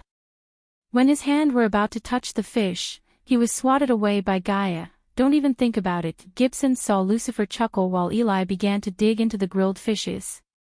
Fuck, it's bad yet I can't stop eating, she said, cleaning the fish to its bones. While Gaia was stuffing her belly, Michael was calmly looking around the tavern, listening to all the conversations going around him. Who the fuck gave you this? Yet again, Michael heard Holman's voice. This time, Holman's shout silenced the entire tavern. Every pair of eyes were on Holman as he trembled in anger. It was him, the waitress pointed her hand at none other than Michael himself. Michael was taken aback by surprise by the waitress' words. Everyone in the tavern including Gibson and Gaia stared at Michael. You! Holman gave a kick to the table in front of him as the table violently clashed with the wall. The sounds of plates and mugs scattering on the floor could be heard throughout the tavern. Chapter 234. Michael was pretty confused for a moment, except when he saw the hooded figure staring at both him and Holman. He began to doubt that this might be the hooded figure's handiwork. He's good, Michael couldn't help praising the hooded figure. Although he kept his eyes on him, the hooded figure still somehow managed to orchestrate something to make Holman pissed off at him. What was on the piece of paper Holman's holding was still a mystery for him, yet it was enough to make Holman and his crew very angry. "Aw shit, here we go again," Gaia rolled her eyes. She was too focused on filling her belly that she failed to notice the hooded figure. "Cool your pants, Holman, fighting is not allowed here," the bartender lady yet again shouted at Holman. It somewhat slowed down Holman's walking pace towards Michael, but it didn't evaporate the anger in his eyes, not at all. Meanwhile, everyone in the tavern seemed extremely excited to see some action, including Michael's own crew. Unlike the rest of the pirates, his crew knew the result of the upcoming fight, yet they wanted to see some fancy magic again. "Oh, this is gonna be good. Who is that guy? I've never seen him before. Look at the way he dressed. He might be someone from the northern continent. Who cares where he's from? Let's enjoy the show. Go get him, Holman. Yeah, fuck him up." The pirates were drunk. They wanted to have some fun besides drinking, and what was happening right in front of them began to quench their thirst for blood and chaos. "You and me, outside, the fish is tasteless anyways." She wiped her mouth with a white cloth as Gibson just stared at her stunned because there was nothing but fish skeletons on her plate. She almost licked the plates clean, yet she seemed so disappointed. Her appetite really did shock Gibson. "David, let me go talk to him," Gibson whispered to Michael, who was still leaning back on his chair as nothing happened. "I like where's this going?" Michael took a glance at the hooded figure sitting at the bar counter before standing up. He brushed off some of the dust on his dress as Gaia and Gibson stood up to follow him behind. In a couple of minutes, the whole lively tavern became empty as everyone went outside to see the fight. Even the bartender quickly cleaned the glasses to get outside. "Is it too early to show us who we really are?" Gaia asked while walking behind him towards the door. Way too early. When Michael opened the door, he was welcomed by a large crowd consisting of children, pirates, ladies, and surprisingly a couple of dogs. The crowd was standing in a circle. In the center of the circle was Holman. Michael immediately got all the attention when he stepped outside. "I don't know who set you up, but I'm gonna find out." Holman removed his shirt, showing his scar-filled torso. He was flexing his muscles, kicking the sandy mud on the ground and snarling his teeth at Michael. All of his gestures really made Michael wonder what the hell was on that piece of paper that made Holman so mad. Michael stared at the crowd, searching for the hooded figure. It took Michael a couple of seconds to find the figure standing on a balcony of the building next to the tavern. The balcony had drying clothes that helped the hooded figure hide behind. "I don't know what's on the paper, but I had nothing to do with it," Michael calmly said while the crowd opened up to make way for him to the center of the circle. "Let me be the judge of it." Holman, however, did not listen to Michael. He seemed like he wouldn't back off without a fight. "Fight! Fight! Fight! Fight!" The pirates lost their patience as they began to chant the word fight over and over again. Right at the moment, Michael was standing just a couple of meters away from Holman. Gibson and Gaia were standing right behind Michael while Michael's crew stared at the scene with a rum bottle in their hands. "Who wants to bet?" Shorty shouted at the people, taking out a pouch of coins. "Place your bets and win 5 times the coins." As Shorty used the pirate's drunk status to his advantage. "Hell yeah, 50 coins on Holman, 100 on Holman, 5 times you bastards. Take out your coins and be a man." Shorty riled up the pirates to bet more. Shorty picked up one of his fellow pirates' hat to collect all the coins along with the bidder's name. He was surprisingly quick to get coins from almost everyone except a couple of dogs in the crowd. After collecting the coins, Gaia saw Shorty tug her sleeves. "Can you tell Cap to take a few punches before finishing him off?" "You are one little fucker," Gaia chuckled, seeing Shorty's courage and stupidity. He really surprised her by asking her to ask Michael to take a few punches just because Shorty wants more people to bet on Holman. He may be a little crazy, but Gaia liked his quick wits and courage. "Well, split the coins, 50-50 really." "I mean, yeah, sure." Shorty wanted to keep everything to himself, but what Gaia said freaked him out, yet he had to agree with her. He was not that stupid to argue with a woman who could kill him using her pinky. Take a few hits. Shorty saw Gaia place her hand on her ear, whispering something. Shorty then noticed Lucifer turn his head for a second and nod. Alright, are we doing this or what? Michael asked Holman, who was still flexing his muscles to attract the ladies in the crowd. We're doing it. Holman finally stopped flexing his muscles after hearing Michael's words. After reaching 89% mastery over the fighting technique Gaia taught him, he could predict almost every possible move Holman would make in the next few seconds. If Michael wanted to, he could knock out or kill Holman in just a kick to his neck. However, he decided to take a few punches from Holman, not because Gaia asked him to but because he wanted to see how strong were these people compared to those in the northern continent.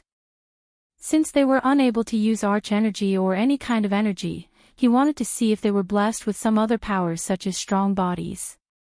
Holman rushed at Michael, slightly covering his face like a boxer. He was obviously expecting Michael to throw a punch, but unlike he expected, Michael just stood there. Because he never put up his guard, Holman quickly threw a punch at Michael's face. Thop!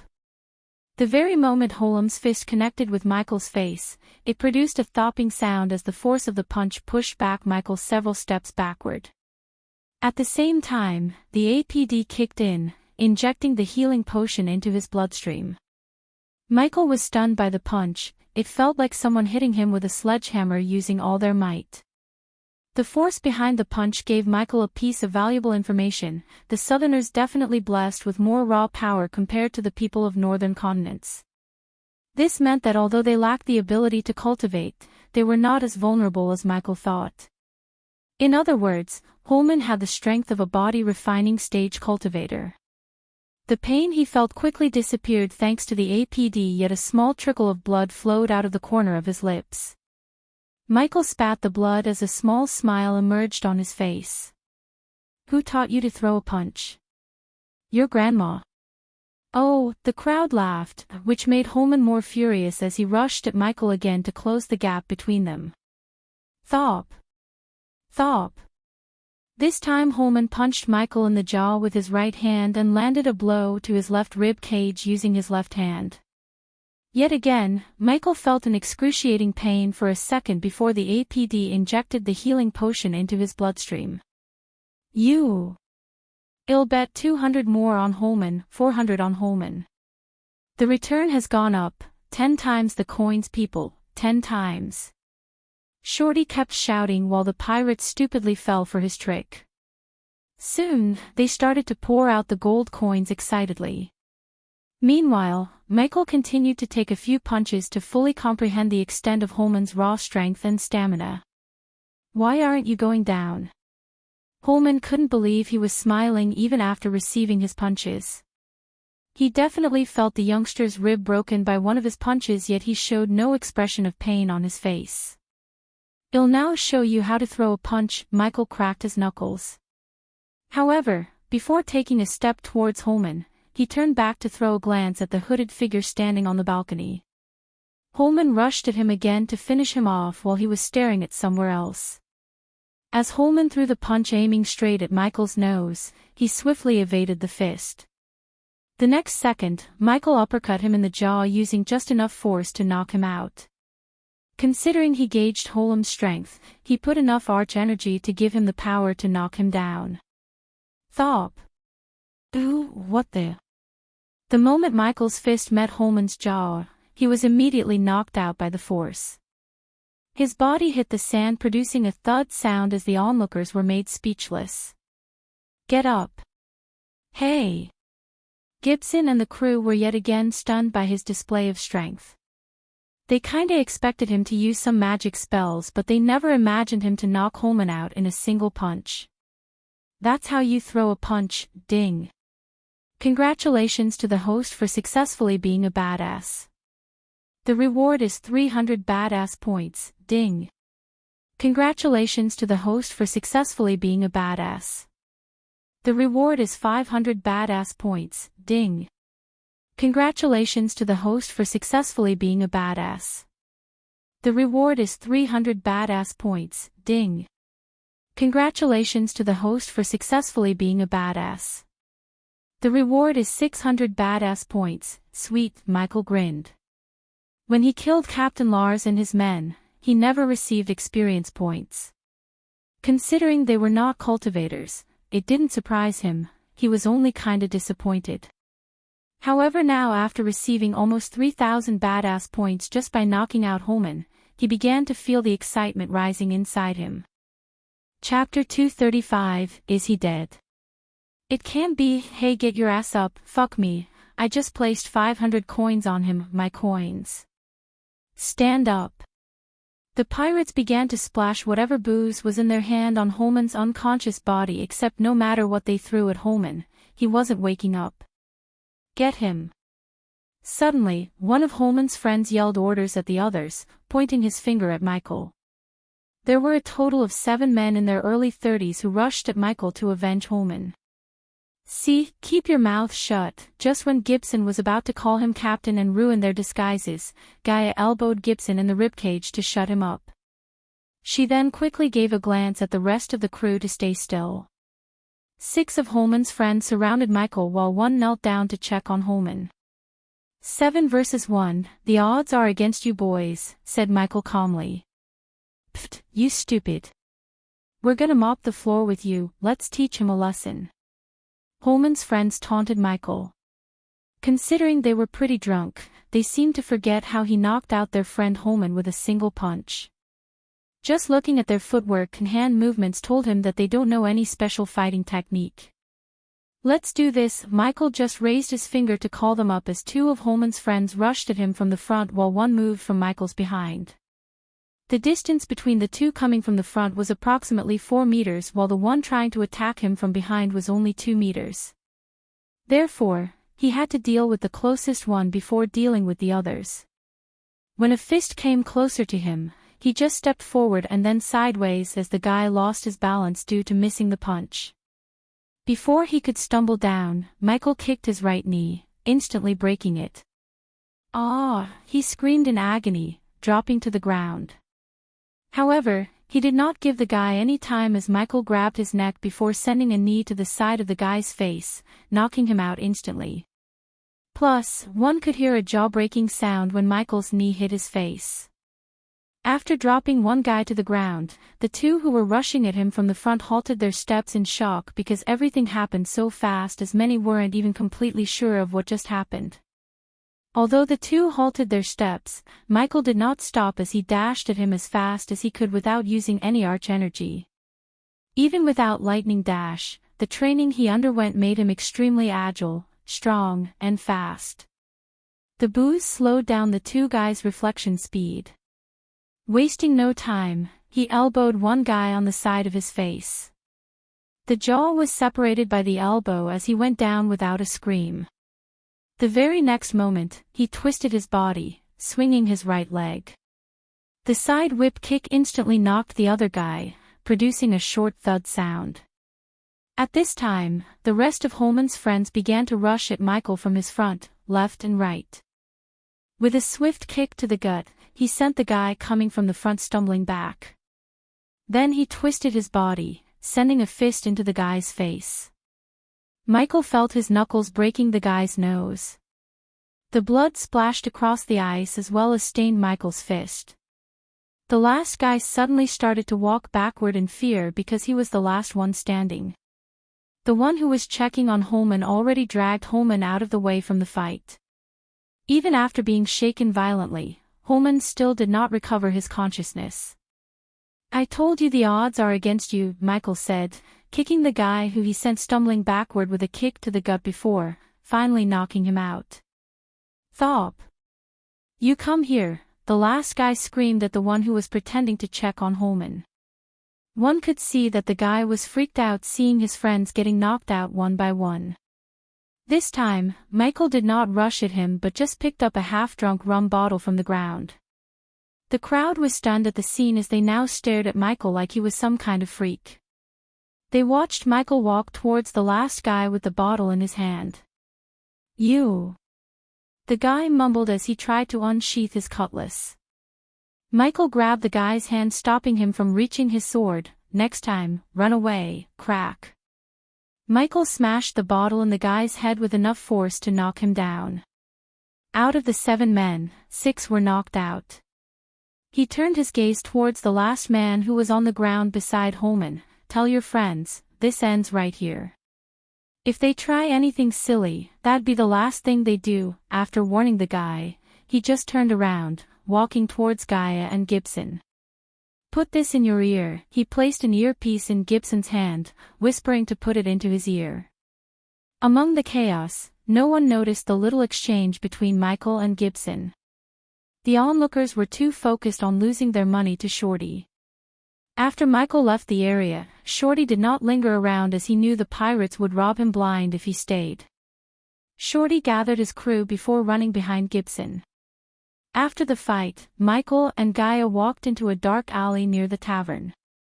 Michael had to lose the crowd as some people who lost coins because of him might try to start another fight. As much as he could, he wanted to stay off the grid without showing any of his powers before he could get a complete idea about this part of the world. Getting into regular fights would ruin his plan. Where are we going?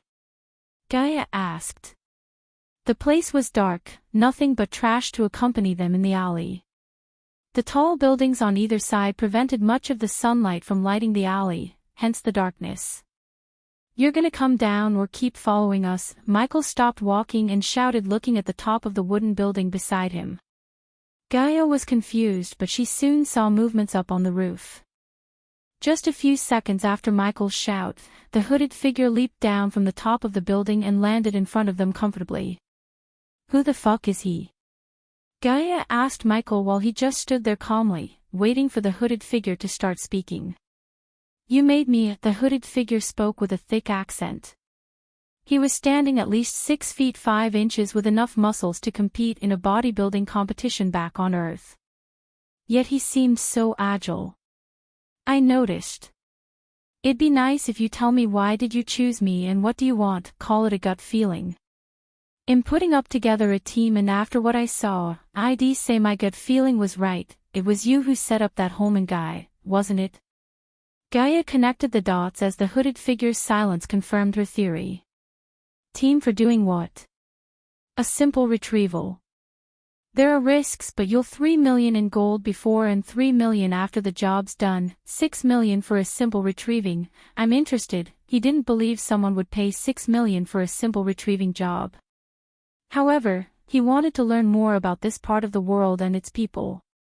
Doing this job would not only make him rich but also help him gather more information.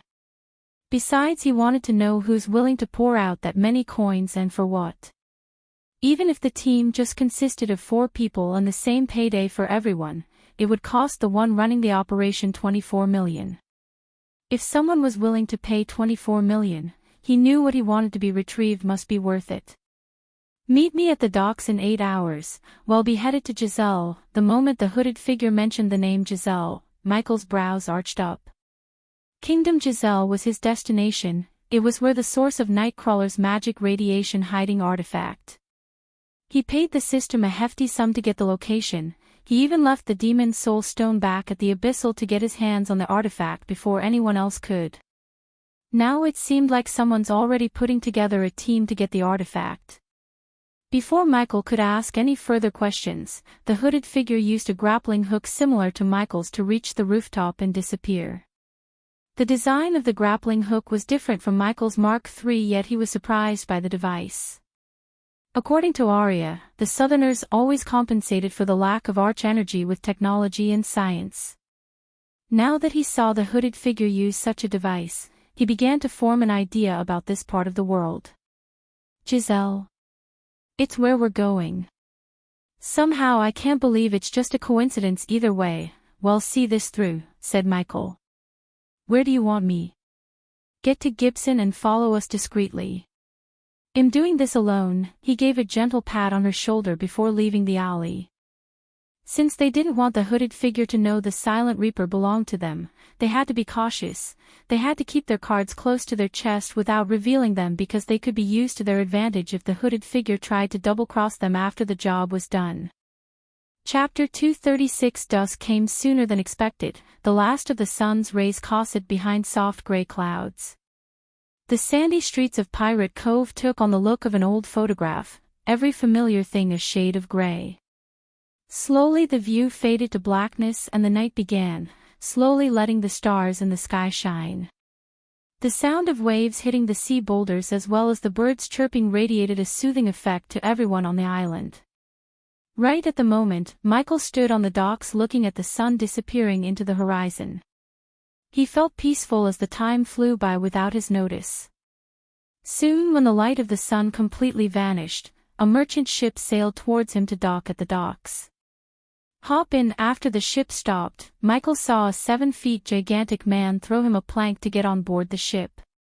The moment he stepped on the upper deck, he noticed a handful of crew running around the deck. "Welcome on board, new guy." Michael had to look up to see his face. He had ruffled short-length hair, well-defined muscles like a bodybuilder. He only wore brown breeches as well as black boots, nothing to cover his upper body. On his behind, Michael noticed a huge warhammer hanging on. Coupled with his dark skin, the man could give a heart attack to any soft-hearted person. Regardless of his terrifying body, he welcomed Michael with a genuine smile on his face. He also reached out for a handshake. "How you doing?" Michael shook his hand with a smile. "Hey gang, move your asses over here, the new guy's here," he shouted with his thick voice. Soon after his shout, a group of people walked out from the captain's cabin. He saw a young short golden-haired girl with a crossbow, a brown-haired youngster with a rapier hanging on his waist, a short person with a hood covering his face, and finally, a youngster with big round glasses on his face. Michael looked around to see the hooded figure he met in the alley, but he wasn't with the group in front of him. "So what's your specialty?" the golden-haired girl asked. She was an average-looking girl, fair skin, square jaws, hazel eyes. The only unique thing about her was the tattoo on her neck, a tattoo of a raven. Unlike the man who welcomed Michael, there was no friendly smile on her face. She seemed as she was pissed off at someone. "Depends," he just shrugged. "That ray of sunshine is Marcella." The big man began to introduce them one by one to Michael. "He calls himself Brownie." He pointed at the brown-haired youngster. "I think it's something to do with his brown hair," the big man whispered with a chuckle. After introducing Marcella and Brownie, the big man pointed his finger at the short hooded figure. "That's Jesse," the big man said as Jesse waved his hand. "You might want to hide your things from him," the big man whispered again before pointing his finger at the glasses-wearing youngster. "I'm Jonah, welcome." "Welcome aboard." Before the big guy could, the youngster introduced himself with an awkward smile. "You can call me Logan." Logan again reached out for a handshake. "David." Once again, Michael shook his hand. "You got quite a grip, David." Logan gave a friendly pat on Michael's back. "I don't see any peace on you, David. Where we are going, you'll need something," Marcella said. "Let's bring him up to speed." Michael turned his head towards the captain's cabin to see a bald muscular man with various tattoos covering his neck walking towards him. Judging by the height and the device strapped around his wrist, he knew this guy is the hooded figure he met earlier. The man had tanned skin, a round face with small lively eyes. He was not as tall as Logan but not short as Jesse either. "Follow me." "That's Ross." In case you didn't know, they all followed Ross behind into the captain's cabin. When they opened the door, Michael saw another man wearing full leather armor standing behind a round oak table. The armor looked sturdy. The man was an inch taller than Ross, neatly combed his short black hair to the side. On his back, Michael saw a shiny silver round shield as well as a long sword hanging on his waist. After everyone entered the room, Ross closed the room while the man tossed a pay cube towards Michael. "Your advance is in the pay cube. You can cash in any of the banks in Southern Continent." "Alright, I assume you're all acquainted, so let's start the briefing." "What happened to Rowan?" "And we don't know anything about this guy." Marcella's words slightly annoyed Michael but he let Ross handle her. "Rowan went to the island with the recon team and the less we know about each other is best." "Quit whining, Marcella. David seems capable to me." Logan still had a smile plastered across his face yet he sounded like he doesn't like Marcella very much. In Michael's eyes, the two of them were polar opposites. Logan seemed like a nice friendly guy while Marcella seemed like a typical cold-hearted bitch. "David, you know where we are going exactly?" the man in armor asked Michael. "Ross said we're going to the Giselle Kingdom for a simple retrieval job. But I know it might not be that simple, considering the payday. So bring me up to speed." The man nodded and continued, placing his finger on the map on the table. Michael saw he was pointing at a small island near the Kingdom Giselle. Harford Isle, now known as the Zombie Island. Michael was genuinely surprised by the man's words. "You call them Netherals," Ross said. It was obvious Ross gathered information about him at the tavern through one of his crew members. However, by the look of Ross, it was evident that the crew members kept their mouths shut about Michael using arch-energy inside the void line. "You dealt with them before?" the man asked. "Yeah, killed a few." "You're okay with venturing into an island filled with fucking undead because you killed a few?" Jesse, the hooded figure, opened his mouth for the first time. He had the voice of a teenager. If Michael had to guess, he would say Jesse is 18 or 19 years old. "As some of you may know, the annual hunting of the undead starts 2 days from now.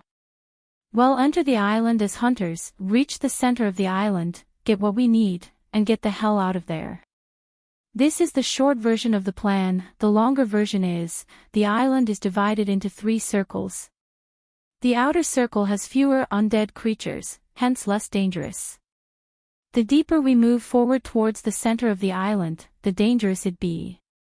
After we get through the outer circle, we'll meet the recon team here." Ross pointed at the river on the map. "The recon team went there with professional builders. If everything went according to the plan, there'd be a ship waiting for us." "How did the recon team enter the island before the hunting season begins?" Logan asked, looking at Ross and the man in armor. "Let's just say my employer called in some favors," said the man in the armor. "Moving on. After we get on the boat, we'll travel straight to the center of the island where we believe the undead are building a temple." Except for Marcella and the man in armor, everyone else was stunned by Ross' words. Back in Abyssal, Delar was using rituals and a mysterious book to control the Netherals to do his bidding. If what Ross said was correct, someone on this island or something was controlling the Netherals just like Delar.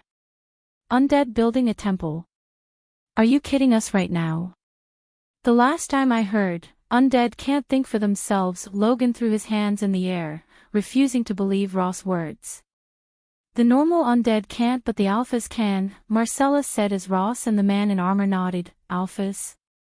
Michael asked as he wanted to know more about the alphas that Marcella was talking about. New breed of undead. We believe something in the island is mutating the undead. The alphas are the completely mutated ones. Ross was intercepted by the man in armor when he was going to finish his sentence. As for what's mutating the undead, it's no one's concern. The others might have no idea, but Michael knew what might be mutating them, the same artifact he's looking for. What about the terrain of the island? Logan asked. The island is a rainforest. Hope you've all brought umbrellas, people, Ross joked. Everyone looked gloomy except Michael. The rainforest would give him the advantage to double-cross them and disappear after getting his hands on the artifact. Plus, he firmly believed that most of these people would die before reaching the artifact because he already injected himself with the vaccine for Netheral Bite. He had to buy a few herbs from the system, but with the help of his alchemy knowledge and ample amount of Netheral samples, he was able to make the vaccine. Rain and forest, the 2 things I hate the most. Logan rubbed his temples. If you need any last-minute supply or a weapon, go get them now. Well, leave the docks in 1 hour. Michael was the first to leave the room after Ross' words. He had to retrieve the Doombringer and the Mark III grappling hook from his space ring without anyone noticing. Chapter 237, I thought you were a sword kinda guy. When Michael stepped onto the upper deck, Logan came to him with a surprised look on his face. His Doombringer was majestically hanging on his behind, gently reflecting the moonlight. It looks heavy. Logan's eyes were sparkling looking at the Doombringer. Michael could tell Logan's craving to hold the Warhammer in his hand. It is. Michael took the Doombringer from his behind and twisted the handle stylishly. Because he was not using any arch energy, the weight of the Doombringer made his biceps flex out. After his intense training, his body became toned and each muscle in his body had a definite definition. "Can I hold it?" Logan looked like a big 7-foot baby staring at a candy. "Sure," Michael chuckled as he handed over the Doombringer to Logan. The big Logan was excitedly smiling, but when he grabbed the handle of Doombringer, his smile disappeared. "Dang it, it's so freaking heavy." Michael was slightly surprised to see a muscle mountain like Logan struggling to lift the Doombringer without using all of his strength. The weight training plus the serpent-style fighting technique changed his body from the molecular level, making him stronger and faster than most people. This was the reason why Gaia was able to break wood logs like they were eggshells. She was damn strong. Now that he had undergone the training with the help of the system, he was stronger and faster than Gaia herself and on a different level compared to anyone in the southern continent. "You're stronger than you look, David," Logan said, putting down the Doombringer on the floor by its head. "Work on your weight lifting, big boy." Michael gave a friendly pat on Logan's shoulder with a chuckle. "All right guys, we're leaving." Ross stood at the helm, preparing to leave the docks. After hearing his shout, the ship's crew began to unravel the sails. The ship slowly started to move as they all felt a sudden jerk. Michael walked over to the edge of the ship, leaned on the edge, looking at the starry night above the peaceful ocean. "So what do you think about the team, David?" Logan leaned on the wooden railing beside him. "No clue, what's your take?" "You know what, I'm glad you're here because you're the most normal person on the ship." Michael looked over his shoulder back at the team and couldn't help but agree with Logan. Brownie was muttering something under his breath while Jesse, the hooded figure checking the crates lined up near the mainsail pole. On the far end of the ship, Jonah appeared to be occupied with the starry night. Although Marcella seemed normal, Michael knew she would be the last person to talk to in the entire ship. Logan was dead wrong about him being normal, but compared to the others, he was the friendliest and normal-looking person on the ship. "Ross is kind of the team captain here. Marcella is our tracker, Jesse is the thief. I don't know how a thief could help with our mission.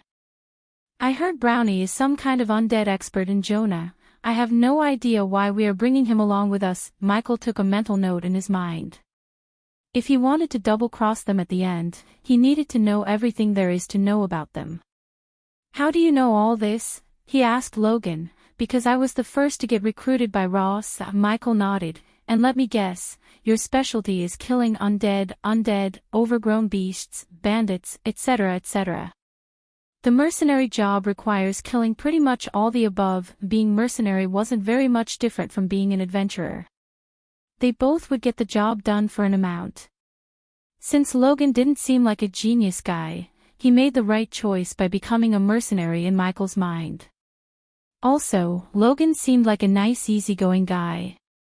"I guess you're also here to keep the undead from killing the team." "Yeah, you can say that. Why did you come to the southern continent anyways?" "I thought you cultivators hated crossing the void line, you know." Michael was slightly surprised, but he could tell Ross might have told Logan about where he came from. "Come on, the way you dress is kinda dead giveaway. Besides, H and Ross told us about you." "H? You mean the guy in armor?" "Yeah, no one here knows his real name, he just goes by H. I don't know what his deal is, but he rubbed me the wrong way." "Whatever, tell me, David, do you miss being a cultivator? What could have possibly made you come here?" Michael didn't feel like Logan was prying but was genuinely curious about the reason for his trip to the southern continent. Besides, it was a logical question as cultivators rarely came to the southern continent. No matter how powerful a cultivator was, if he crossed the void line, he would instantly turn into immortal. "Well, I like to travel and always wanted to see what the southern continent looked like. Let me tell you about the southern continent. It's like a shiny apple that is rotten in its core. The southern continent is infested with slavery, racism, war, hunger, plague, and all the evil shit you can think of. Trust me, your place would seem like heaven after you spend a few weeks in any of the southern kingdoms." He saw Logan's smile disappear from his face for the first time. He always looked like a jolly guy, yet when he talked about the southern continent, he looked gloomy. As a mercenary, I saw my share of evil shits. This world has gone to hell, David. All we can do is ride out the wave, you know what I'm saying.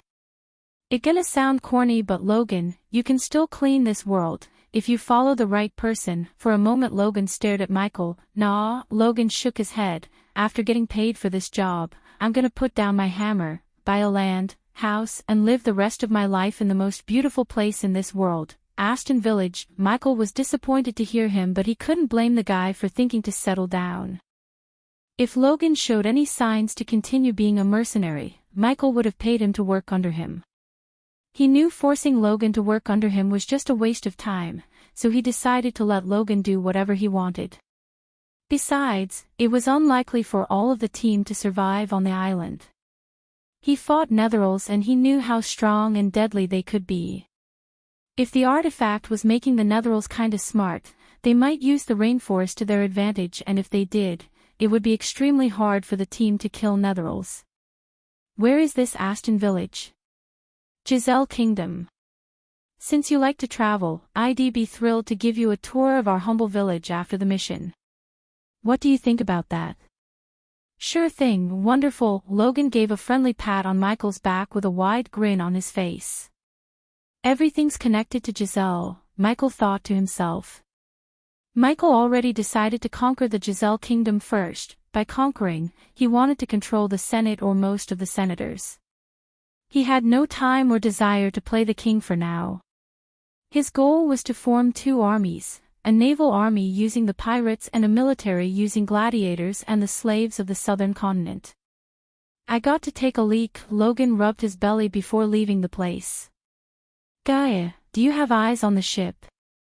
He established a connection to Gaia through his earpiece. Yep, we're perfectly blended with the darkness and following your ship. Michael looked around slowly, except he couldn't see the Silent Reaper or any other ships following them. I can't see you, which means others can't too. It'd be tricky after the sunrise. Don't worry about us. We know their destination so we'll make it to the island faster than you are and wait for you there, said Gaia.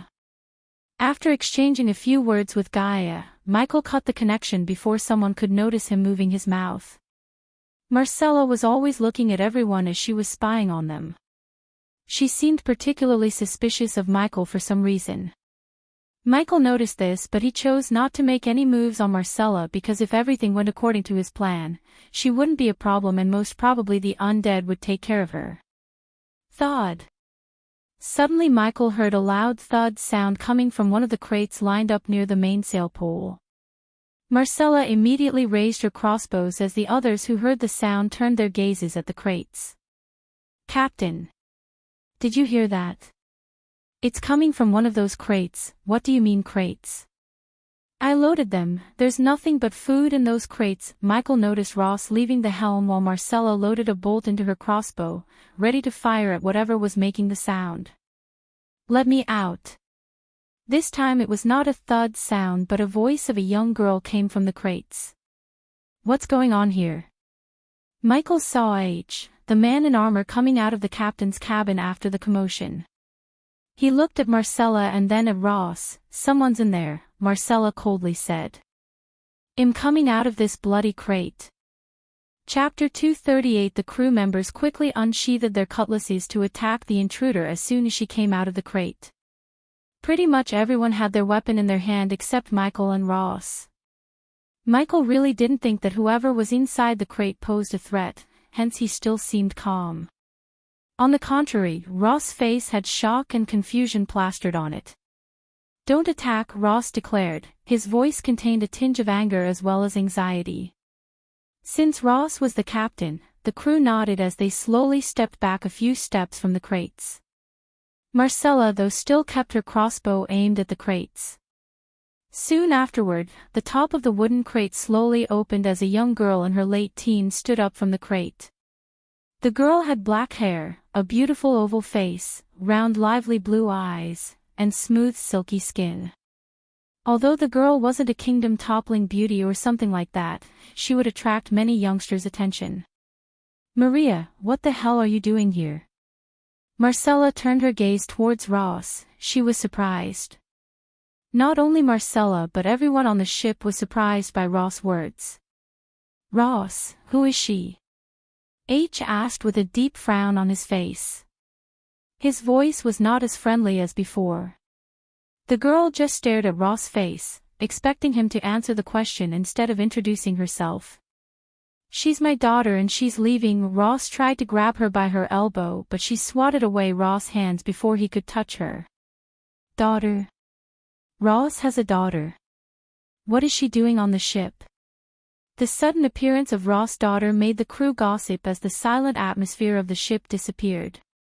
How did she get into the crates? Jesse, the thief, opened his mouth, directing the question at Ross himself. Maria, whatever the reason you have for being here, I don't care. You need to leave. His words were like that of the father, caring yet strict. I'm not going anywhere. I'm coming with you to the undead island.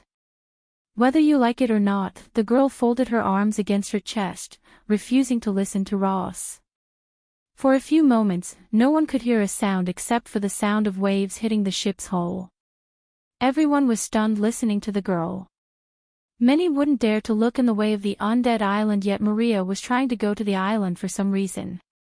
Come over here. This time, Ross didn't let her swat his arms away as he grabbed her by her elbow. Everyone saw Ross dragging the girl to a corner of the ship, away from prying eyes and ears.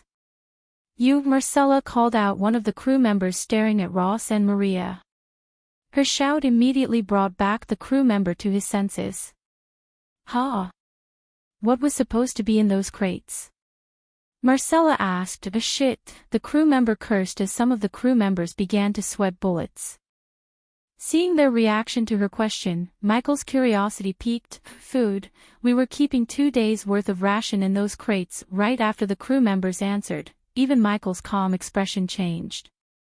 The ship at least contained 50 people including the team. If they didn't have food to fill those bellies, they would be in big trouble before even reaching the island itself.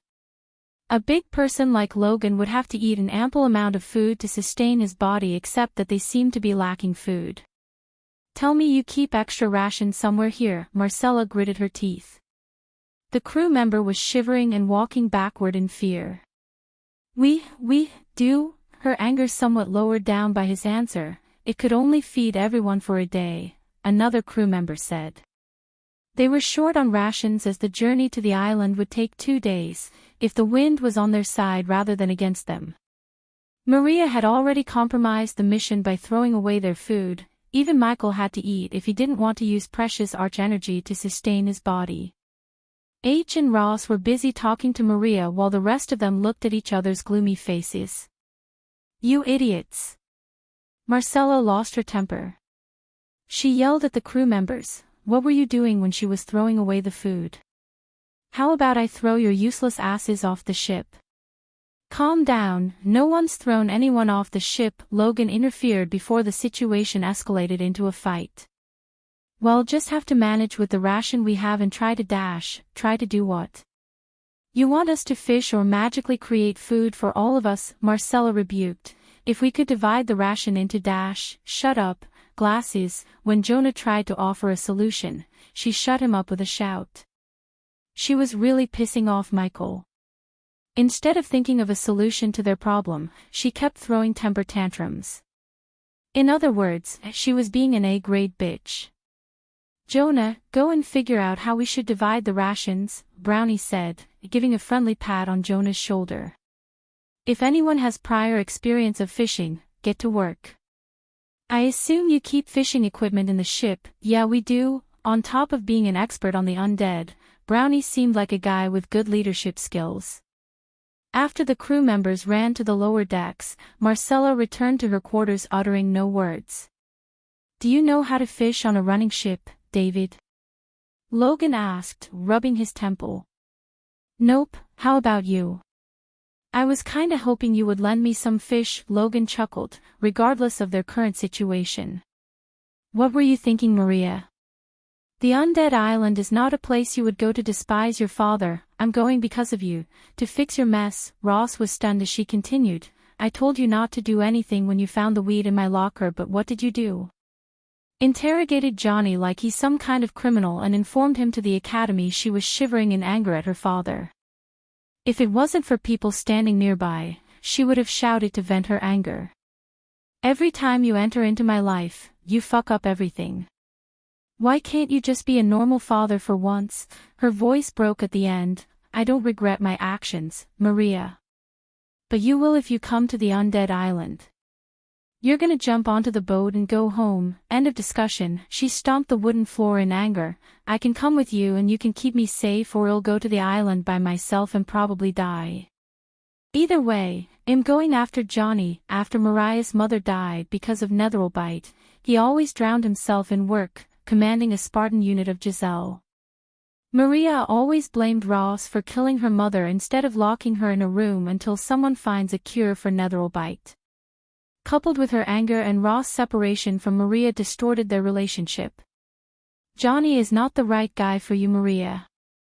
He's not worth this risk. Please for once quit being stubborn. Ross begged her to reconsider going to the undead island, yet she seemed resolute in her decision. Since this was the hunting season, there would be many ships approaching the undead island in the next few days, and he knew she would be able to get into any of those ships to reach the island. He would never forgive himself if he let her go alone and die, hence he reluctantly decided to bring her along with them. At least he would be there with her to protect her. The island already took his wife away from him, he would never let the island do the same to his daughter. You stay with me all the time. Ross took a deep breath and spoke. Do you have any idea where Johnny might be on the island? Well, be much safer with the team and they won't come looking for Johnny with us. She retrieved a map from the bag hanging on her waist. My friend took this from one of the crew members of Johnny's ship. She handed over the map to Ross. The moment he opened the map, he was stunned because the X mark on the map was the location of the artifact he's looking for. This meant that another team is looking for the same artifact as he is. He's going to the island center. She frowned, looking at her father's serious look on his face. What does it mean? It means he's with the team that's searching for the exact thing as we are. While they were in the middle of the conversation, H came back. Ross handed over the map to him. H too had the same look on his face as Ross when he laid his eyes on the map. Another team is hunting for the artifact. H, do you know about this? H shook his head. Thanks to your daughter, we have no food to sustain for more than a day. Now this, we have to sail faster. Ross. H handed over the map back to Ross before looking at Maria. What are you gonna do about your daughter? She's coming with us. You kidding me? She's a civilian, not to mention a liability. She's already compromised the mission by throwing away the food. I won't let her jeopardize the mission further. This is my operation and my decision. H. If you don't like the way I do things, you can report me to the Senate and we both know who they're gonna support. H knew his words were nothing but the truth. Until they could find the artifact, H knew he had to rely on Ross' skills. The Senate leaders personally appointed Ross for this mission. The last thing H wanted is to piss off the Senate leaders, which would piss off his employer. This is a bad idea, H said before walking away. This is, Ross said to himself. Whether he likes it or not, Ross knew H is right, but because of his daughter's stubbornness, he had no other choice. Chapter 239. While Jonah was trying to calculate the appropriate amount of ration one should consume, Michael and Logan were sitting leisurely on the ship's ledge with a fishing rod in their hand. Michael's expertise in fishing came from watching others do in the movies, while Logan had no expertise at all. Some say fishing will calm your soul. It is kinda relaxing. Logan, the full moon in the sky, the sound of the ocean, and the slowly moving sail ship made fishing relaxing regardless of Michael's inexperience in fishing. In his previous life, he never had time to enjoy such activities. Plus, he always liked to spend his little bit of free time playing video games, improving his skills as well as watching movies or TV shows. Only since he came to this world, he was able to enjoy simple things in life like fishing. Even if he couldn't catch a single fish, he was enjoying peace and calm. The little chit-chat with Logan gave him an idea about the southern continent. I heard cultivators don't sleep or eat. It's weird, but you don't have to scrounge the gods' green earth just to fill your belly, huh? It's BS. It's not that cultivators don't eat or sleep, it's that we don't need to eat or sleep to sustain our body. Take me for example, I eat and sleep back there like you people here. Logan started to pour out all the questions about cultivators and cultivation as Michael answered his questions one by one. He answered Logan's questions in a manner that would tempt Logan to try to become a cultivator. Currently, it wasn't impossible for the Southerners to become cultivators after leaving the Void Area, aka the Southern Continent, but most of them tend to have extremely slow cultivation speed as it would be difficult for their bodies to adapt to the new environment. The time flew quickly as the sun started to rise on the horizon, painting the sky in bright orange with its golden rays. The upper deck slowly began to get filled with more and more crew members. After sleeping last night with an empty belly, they all seemed weak and exhausted. The sun wasn't the only thing Michael saw on the horizon. He could see a merchant galleon ship. Look. A ship, one crew member shouted, his voice contained joy. Even Logan began to grin widely looking at a merchant ship. Merchant ships were usually filled with rations and they could buy rations to fix their current situation. Michael put down the fishing rod on the deck as Ross came out of the captain's cabin with his daughter. Despite the mess she caused, Maria looked refreshed after a beauty sleep. It was obvious Ross gave his potion of ration to his daughter as any good father would do. Looking at the crew members bouncing in excitement, Ross took out his monocular to examine the merchant ship approaching them. The first thing he examined was the flag flying above the sails. The white flag had a symbol of lotus. Male merchants. Ross recognized the ship's flag, so did H heaved a sigh of relief as they would be able to buy rations from the merchant ship, but Ross had black lines on his forehead. They are far away from their usual routes. Everyone had a relieved look on their faces except Ross. He knew male merchants and their usual routes. This area of the ocean was far away from their routes. Hence he was skeptical, unlike others. After talking to the team as well as some of the crew members, Ross realized one thing: they all blamed Maria for their situation. They were right to do so. He knew he can't keep her absolutely safe all by himself. He would need the team's support in keeping her safe after entering the island. If there was bad blood between them and Maria, keeping her safe would be a difficult task. Because of his love for Maria, he ignored all his doubts about the merchant ship.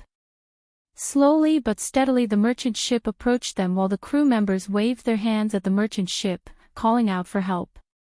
Since Michael had no idea about the merchant ship or its routes like Ross, he too felt relieved to see the ship approaching.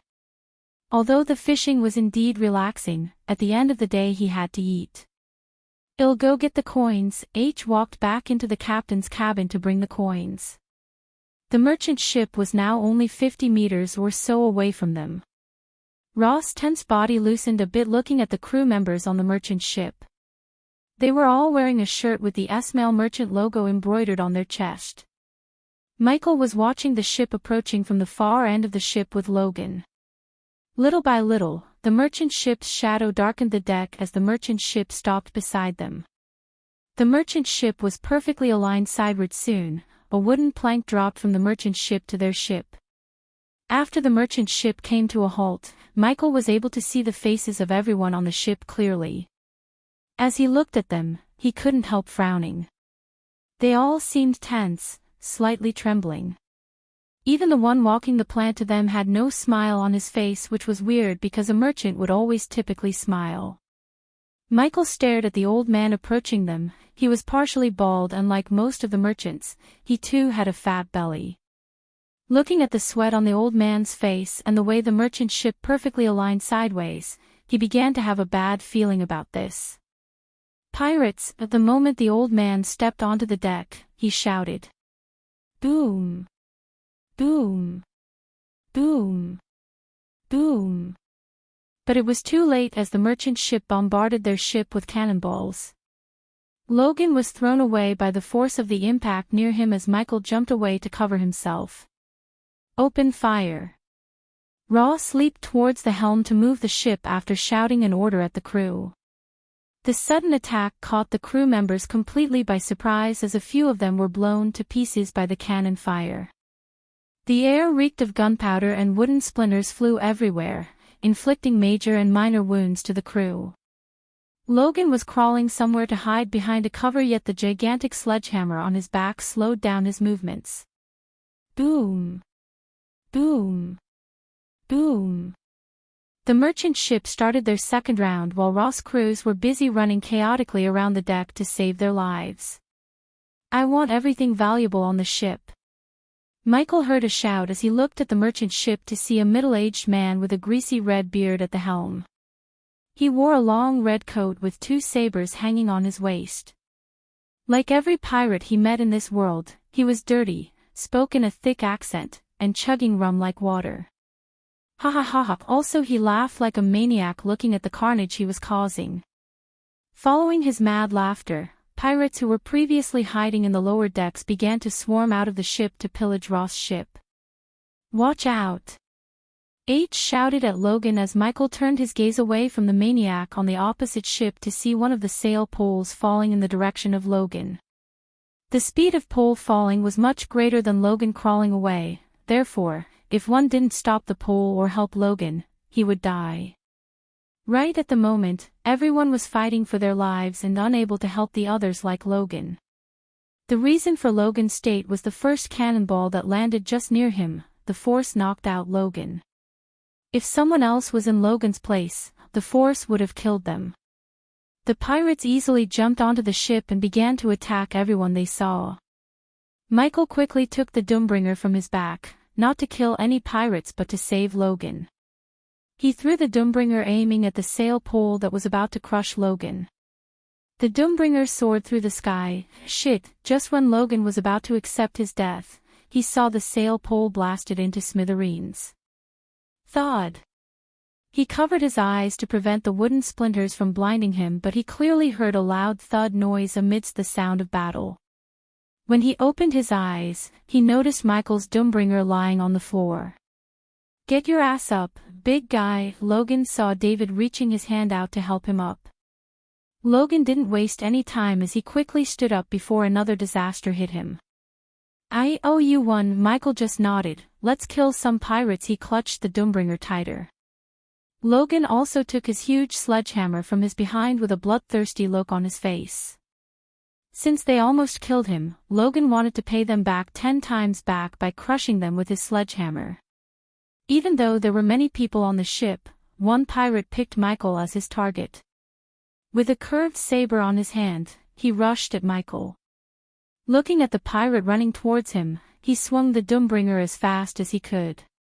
His speed caught the pirate off guard. The warhammer hit the pirate's rib cage before his saber could cut Michael.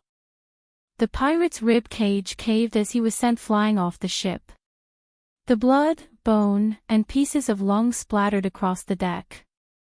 His death was horrible, even surprising Michael. Until now, Michael only used Doombringer to kill Netherals. This was the first time he killed a mortal. When he attacked the pirate, it only felt as if he was crushing a bag filled with nothing but eggshells. There was no resistance as the Doombringer crushed the pirate without an effort. Chapter 240. On the other side, Logan swung his sledgehammer, crushing 2 pirates' heads.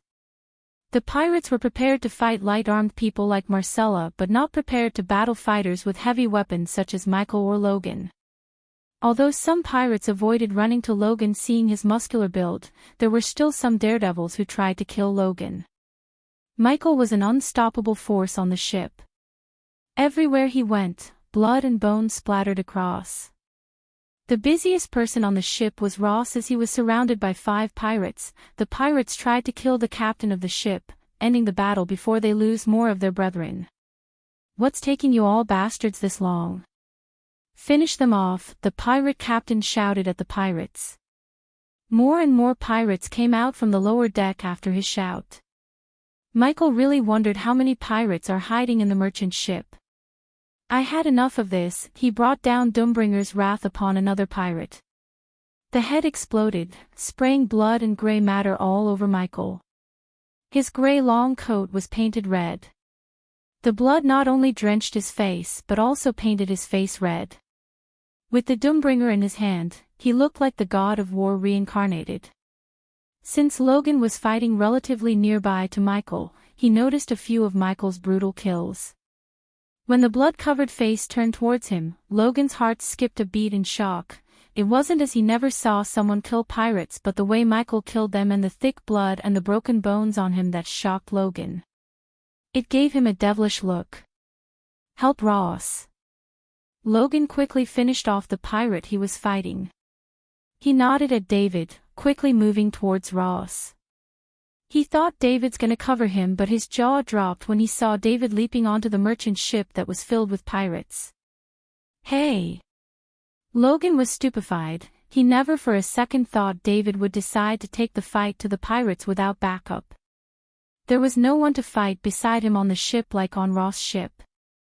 Anyone with some battle experience could tell there's no way David would survive fighting the pirates alone. What's he doing? Marcella also noticed David jumping to the pirate ship. She screamed at Logan but Logan asked the same question to himself. Ding! Congratulations to the host for successfully being a badass. The reward is 300 badass points, ding. Congratulations to the host for successfully being a badass. The reward is 600 badass points. Michael landed right on the center of the pirate ship. Unintentionally he landed like the Iron Man, which triggered the system to award him with badass points. What the? Even the pirate captain never expected someone to jump onto his ship. He was surprised but looking at the blood on the young man's body, his killing intent rose up. It was evident that the young man killed many of his men brutally to get painted in blood like this. Even the floor he landed quickly had tiny puddles of blood that trickled from his body and the Doombringer. Boom! Before the pirates could attack him, Michael swung the Doombringer as fast as he could at the mainsail pole. As expected, when the Doombringer collided with the sail pole, the wooden pole blasted into countless pieces of splinters. The force of the hit knocked back a few of the pirates standing around the sail pole while the splinters impaled some of the pirates, inflicting some amount of damage. Bastard, if it was his ship, he would have lost his mind if someone destroyed the mainsail pole, which would cost a fortune to repair. Since it was the case as he recently captured the merchant ship and posed as merchants to pillage other ships, he was mostly just annoyed to see the youngster destroy the ship. The force also slightly pushed Michael back. Using this opportunity, one pirate quickly slashed at Michael with his cutlass. The training did make his body several times stronger, but without using arch energy, he wasn't invincible or untouchable.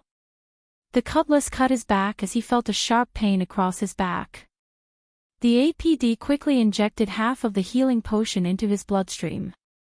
While the wound was healing, Michael didn't give the pirate another chance to cut him. When the pirate slashed the cutlass at him again, he bent his back as the cutlass brushed past his forehead. The other pirates did not let their fellow pirates fight alone, they all rushed at Michael to overpower him. Back on the northern continent, the cultivators tend to fight one by one. They often let one or two cultivators fight on the front side while some cast supportive spells from the side. The reason cultivators avoid attacking one at the same time was the spells they cast could wound their own team. The pirates were the polar opposite of cultivators, they liked to gang up on an opponent. After evading the cutlass, it was his turn to attack the pirate who cut him.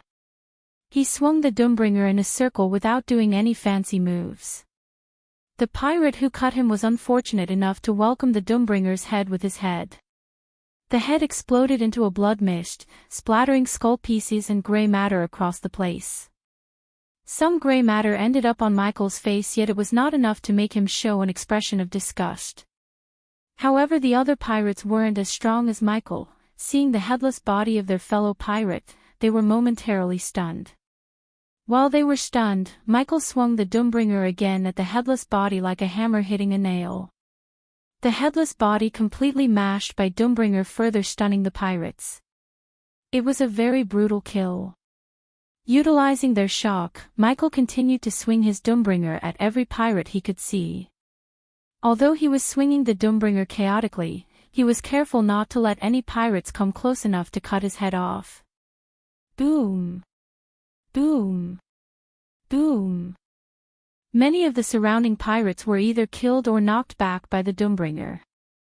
The more pirates he attacked, the more blood spattered across his face, obstructing his view. It slowed his move as a few of the pirates managed to strike him. Standing on the helm platform, the pirate captain saw the young man wreaking havoc among his men. Even after he was surrounded by his men, the warhammer in his hand crushed everyone in its path. "What's happening?" he mumbled to himself. He saw his men land more than a couple of times, yet he was moving as he never suffered any wounds. One could not differentiate the young man's blood from the blood of his men on his body. He was bathed in blood. The more blood ended up on his body, the more he looked like a devil. When the young man first landed on the ship, he had 20 men on the ship, but now, they were reduced to 7. Looking at the dead bodies on the deck, his veins popped in anger. He wanted to call everyone on the merchant ship to kill the young man. Yet the anger blinded his rational thinking. He unsheathed his cutlass, deciding to join the fight himself. At this time, the pirate captain had no idea he was running towards his death. Ah! Michael let out an evil scream, continuing to crush everyone in his path. Even after killing a pirate, he never stopped swinging his Doombringer until the body turned into a bloody mess. Although 3 pirates lost all their courage and decided to run, he threw the Doombringer at them, knocking them down. The pirates who were knocked down by the Doombringer grunted in pain. The pirate captain saw the young man walking towards the 3 crawling pirates. He ran as fast as he could to save his men. Yet his heart skipped a beat when he saw the young man crushing their skull by stomping on them. The young man kept stomping on the dead pirates while screaming like a mad wolf. However, suddenly he stopped stomping the pirates. The pirate captain saw the young man grinning. Except for his teeth, there was no spot on his face that wasn't covered by the blood. Every muscle in Michael's body ached. Most of the healing potion in APD had been injected into his bloodstream. The battle was harder than he initially expected. If he used dual swords, the battle would have been much easier and received a few cuts to his body because of his 89% mastery over swordsmanship. The Doombringer was supposed to be used with his spells. Since he never used any spells, the pirates did manage to land several deep cuts. Putting the Doombringer on his shoulder, he slowly walked towards the pirate captain. Not that he wanted to walk slowly, but the exhaustion made walking difficult. At the moment, Michael ignored the battle noises coming from Roth's ship. The killing intent he felt towards the pirate captain cancelled all the noises around him. Michael wasn't the only one with killing intent. The pirate captain radiated more killing intent than Michael because he just lost a huge chunk of his crew power to a single man. He slashed violently at the young man as the blade deeply cut his left cheek. However, his mind went blank when he saw the wound closing up at a rapid speed. What the hell are you? In a couple of seconds, the wound completely disappeared.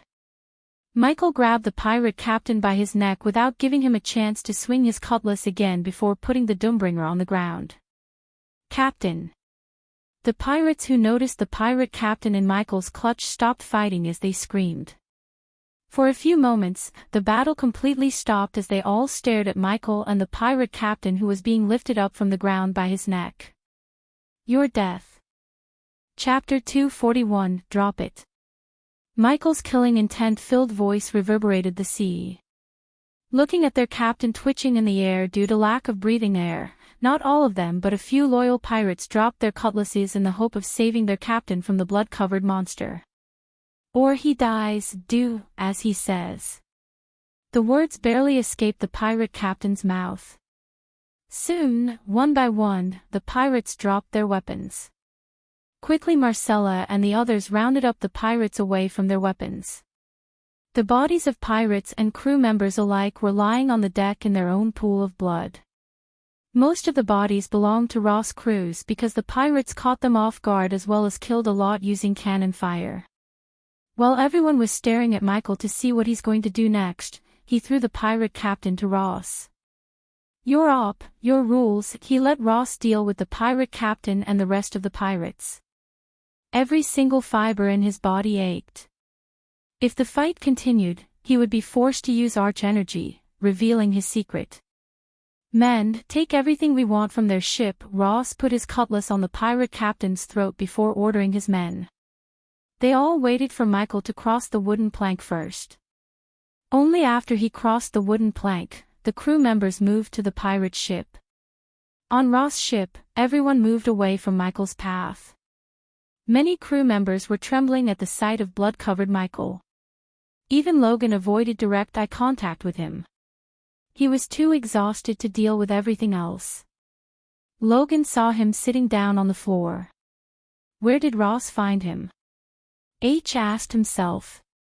In his 40 years of life, he had seen many great Spartans and gladiators fight, but he never saw someone as bloodthirsty as the young man. Even a Spartan or a gladiator could kill a maximum of 10 men at a time, but the young man killed almost 20 men single-handedly.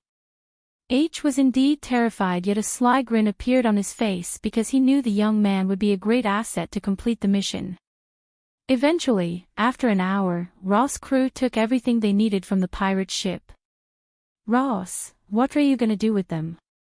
H asked. The pirates were tied around their wrists, including the pirate captain. "You took everything, let us go." The pirate captain shamelessly spoke these words. Just an hour ago, he wanted to kill everyone and pillage the ship. Seriously, Marcella put her crossbow at the pirate captain's forehead. "Let's kill these fuckers and dump their bodies into the ocean." Marcella's words made the pirates' hearts skip a beat. "Put them back on their ship." "I had seen enough death for a day, fuck." Almost every pirate on the deck cursed. Their mainsail was broken by Michael, so they wouldn't be able to sail the ship. Putting them back on their ship was equal to killing them. In this part of the ocean, there weren't many islands nearby, hence swimming wasn't an option, and getting rescued by another ship might not happen. The pirate captain was the only one who felt relieved by their decision. He was fortunate enough to get a communication stone from Captain Redbeard himself. While Marcella was leading them back to their ship, the pirate captain took a glance at the blood-covered monster. He felt extremely excited to inform everything he saw in him back to Redbeard. A person who could heal like him would be worth a whole lot of coins. Next time, he would come chasing the young man with an entire fleet of Redbeard. At that time, he would avenge his fallen pirates. "He's gonna make me so rich." Taking a last glance at Michael, the pirate captain left Ross' ship. After a day and a half, the sun rose at the horizon, enabling everyone to see their destination, the Undead Island. From the distance, one wouldn't see the horror hiding in the island among the ocean of thick trees.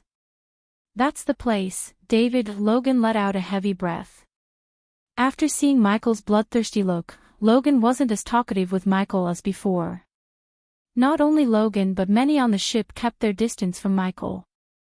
This didn't irritate Michael as his current dress irritated him.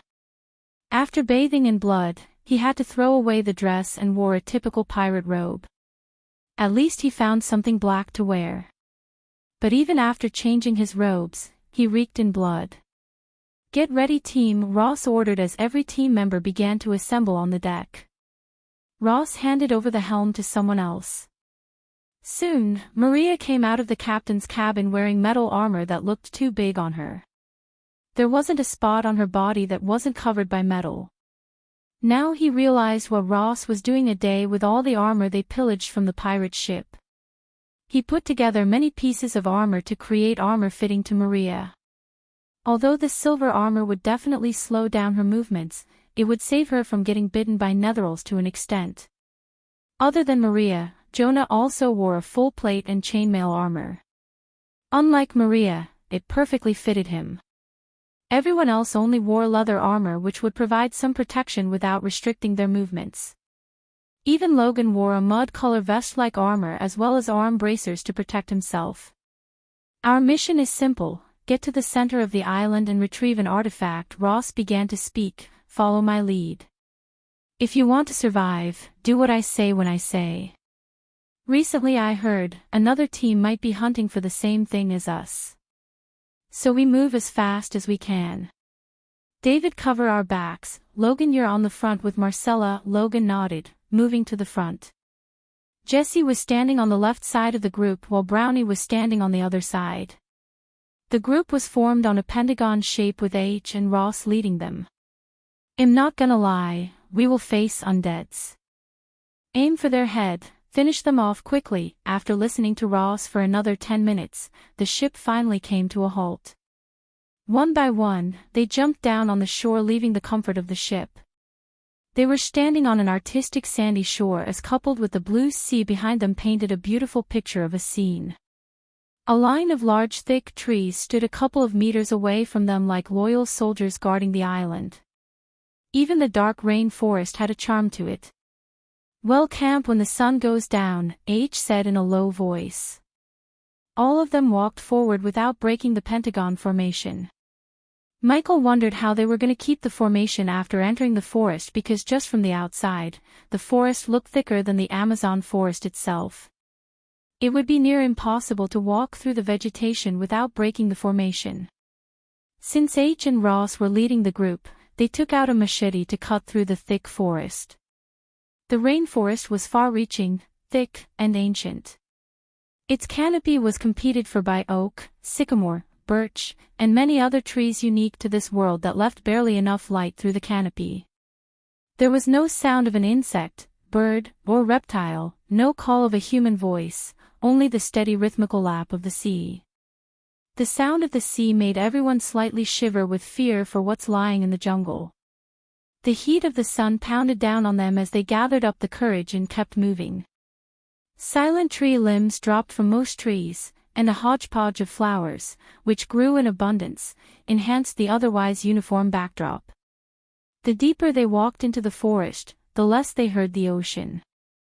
A hodgepodge of animal noises, which were caused by birds and vermin, reverberated through the air along with the fresh smell of the forest ground and were accompanied by the occasional sounds of breaking twigs beneath the feet of larger animals. Bloody mosquitoes, Logan cursed, trying to swat the mosquitoes landing on him. I hate rainforests, Brownie spoke silently. Even Michael, who loved forests, had to curse this forest when he looked down to see the leeches on his boots. He never would be grateful for a pair of boots as felt now. As they were moving forward, suddenly Ross raised his hand, wordlessly telling them to halt their steps. Every single one of them looked around their environment vigilantly, expecting a surprise attack from someone or something. Michael closed his eyes for a moment to listen to any weird sounds around him. The more he concentrated, the more he could hear the sound of monkey chatter. If it was any other forest, a simple sound such as monkeys' chatter would have freaked them out, but in the undead island, the sound made them clutch their weapons tighter. Keek! Keek! Keek! The sound got louder and louder. They could tell they were being surrounded by probably a group of monkeys. They hoped the monkeys would not be undeads. Abruptly the sound completely stopped. They all had a look of confusion on their faces, but soon the confusion became vigilance as they saw red gemstone-like eyes glaring at them through the darkness of the forest above them. Those eyes above them glowed while the air soon became putrid, overwhelmingly putrid. Chapter 242. Meanwhile, back on Pentown, Diana was walking around her garden, watering the plants. Tending to the garden always soothed her soul. The snow covering the garden slowly melted in the sun's heat. The long winter was finally leaving as spring was around the corner to welcome them with beauty. "There is my beautiful wife," a young but confident voice sounded in the garden. The voice instantly put a faint smile on Diana's comely face. Standing 6'3" tall, a cream-skinned man entered the garden with a gentle smile. He had a stoic feel about him. His dark brown eyes were small and sharp as swords' eyebrows on his angular face. The raven black hair fluttered in the wind as he was walking. Just like Diana, who looked young as a girl in her late 20s, despite his real age, the man seemed to be in his early 30s. Even many youths never had toned arms, a broad torso, a well-defined waist, and toned long legs like him. He wore perfectly pressed masculine clothes. A long white winter cloth with grey wolf fur and finely made black trousers.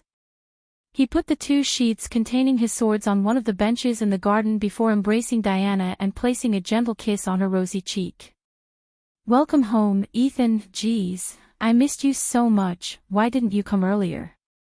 You could have spent some time with the kids." I wanted to Diane, but the peace talk between the dukes took longer than we all expected. Only she could see the exhaustion of battle behind his lively eyes.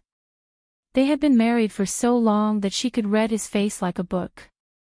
"I'm sorry, Diane." His smile was replaced by an apologetic look. "For what?"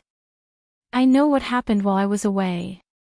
It almost stopped my heart." Diane, she could see the stoic manly wall he put around him slowly crumbling down. He was a husband long before he became the house lord, so even if he put up a wall to look stoic to others, he would show his vulnerable side only to Diana. "I'd never leave my family unprotected again, I promise." He squeezed her hands. She had seen the look on his face before when he fought against her brother to marry her. She smiled to ease his pain for not being there for her. "I'm fine, Ethan. The gods won't let anything happen to us. Your smile would always make everything better." The 2 of them made their way to the bench holding each other's hands. "Jacob, huh? I always had a bad feeling about that little fucker. What did my brother do to deserve such trash?" Ethan disappointedly shook his head. He was worried about his brother. Ever since he was little, his little brother always had his back. When they heard what Jacob did, his brother was shaken to the core. At least his little brother was blessed with a good obedient daughter to wipe off the shame Jacob brought on him. "I cannot thank Ghost enough for saving you and Sabi." The mere mention of the name Ghost brought waves in her soul. As a mother, she wanted nothing but to reunite with her son. Her heart ached every time she thinks about her son. She never slept ever since he met him. Every time she closed her eyes, she could hear his cries, and the images of her leaving the baby on the altar flashed in her mind. To this day, she could never forgive herself for being so helpless, so weak to be made to leave her baby in the middle of a forest. The only thing that stopped her from cultivating again was the seal inside her body. It would alert Skyhall the moment she starts cultivating again. Except for Imelda, the rest of the world was thinking that her cultivation came to an end when she was injured 10 years ago, but it was only a facade. Skyhall made sure the mother of the Dark Lord would never grow strong enough to challenge them or reveal anything about the Dark Lord. If it wasn't for Rowena's mentor, they would have killed her the moment she gave birth to the twins. Even though the Skyhall showed her what would happen to the world if the Dark Lord was left alive, her heart and mind never accepted that her son would become evil as they claimed. An evil person never would have saved Sabrina or healed Andrews or put his life in danger to save a stranger like her. "Diane, are you all right?" He noticed the slight change in her expression. "The last time I heard, he was still in seclusion. I'll go to his place in person to thank him as soon as he came out of seclusion." "Take me there too," she quickly said. Automatically a smile appeared on her face thinking about meeting her son again. "I thought nowadays you hate traveling," he chuckled while pinching her cheek playfully. "No, I just hate boring places, my lord." As they were speaking, a guard in full plate armor entered the garden. The guard was not one of the house guards but a soldier from Ethan's army. "The Oracle is ready to meet you." Ethan almost forgot about the Oracle until the guard reminded him. He left the Oracle at the guest room before coming to meet Diana. The Oracle asked everyone to leave the room so she could meditate in silence. "Diane, you need to see the Oracle, she's the real deal." If it wasn't for her, the peace talks between the dukes never would have happened. A tinge of anger emerged in her eyes. When Noah and Ghost were in her womb, she met an Oracle who revealed that one of her sons is going to bring chaos to the world and then informed Skyhall. Hence, she didn't want to meet another Oracle. "Who told you to bring an Oracle here?" Ethan was taken aback by surprise. For a moment, he saw the Diana he first met. This was the first time she had raised her voice after getting married to him. He was confused. Except for Imelda and Diana, no one knew anything about Skyhall or what they did to Diana. Diana quickly realized what just happened. Taking a deep breath, she controlled the anger boiling inside her. I just heard some bad stories about these fortune tellers and I don't trust them, that's all. One could hide the truth but not bury it. Suddenly a gentle voice reverberated in the garden. Every time the voice sounded like a piece of soothing music, calming Diana's anger in a blink of an eye. The guard stepped aside to reveal a woman in full orange robes. This azure-skinned woman had a warm feeling about her. She had a square face with a rounded jaw, a flat nose, narrow lips, and her crimson eyes were sparkling with patience and mystery. Her curly long black hair rested in a bun above her head. The golden nose stud and the piercing in her both ears added a certain charm to the woman's grace. She was blessed with the muscle of an athlete and the fat of a baby. She wasn't the most beautiful woman Diana had seen, but she was the most graceful woman. She was something robust and real. She wore Rudraksh bead mala around her neck while a red bindi occupied the center of her forehead. Oracle Ethan stood up to welcome her. The grace she radiated made Diana stand up unconsciously. I'm not an oracle but just a guide for those who are lost or searching for ways to fix your past mistakes. Diana felt like the woman was directly talking to her. The guard quickly ran to the lady with a chair to sit. Even the way she sat on the chair had grace to it. Oracle, meet my wife, Diana. You have everything a woman could ask for, yet your heart is like an ocean, never calming for a moment, the lady calmly said, looking at Diana. Ethan and Diana seated themselves back on the bench. The guard took his leave after bowing towards them. Oracle, I don't understand. As far as Ethan was concerned, Diana had everything. If she wanted anything, she only needed to ask and the entire Winston family would go to the edges of this world to bring what she asked. She does, the oracle said. Ethan couldn't help but look at both of their faces. His face had confusion written all over it. Diana on the other hand was lost in words. Unlike Ethan, Diana could make sense out of the lattice words. Gods wouldn't have created darkness if it was evil. The choices you made took out the darkness in your life. Hence the light in your life disappeared, as light cannot exist without darkness. Ethan was stunned to see the tears rolling out of Diana's eyes as water broke out of a dam. Her entire body was trembling. Diane, why are you crying? Oracle, what is happening here? Ethan wrapped his arms around his wife while pleading to the lady. Don't cry, my child, fate can be such a cruel mistress. You were weak and helpless. You thought you were sacrificing the gift blessed upon you by the gods for the sake of this world and your family. Diana dropped to her knees at the lattice feet. Ethan was dumbstruck by the sight of his wife clutching the oracle's legs. He had never seen Diana cry like this as his heart started to pound against his chest. Seeing her wife like this, he could sit still. He also dropped to the ground, trying to console his wife. Diane, tell me, what's going on? He stuttered, yet Diana kept crying her eyes out. A single drop of poison is enough to poison a pot of milk. A single secret is enough to spoil the relationship between a husband and a wife.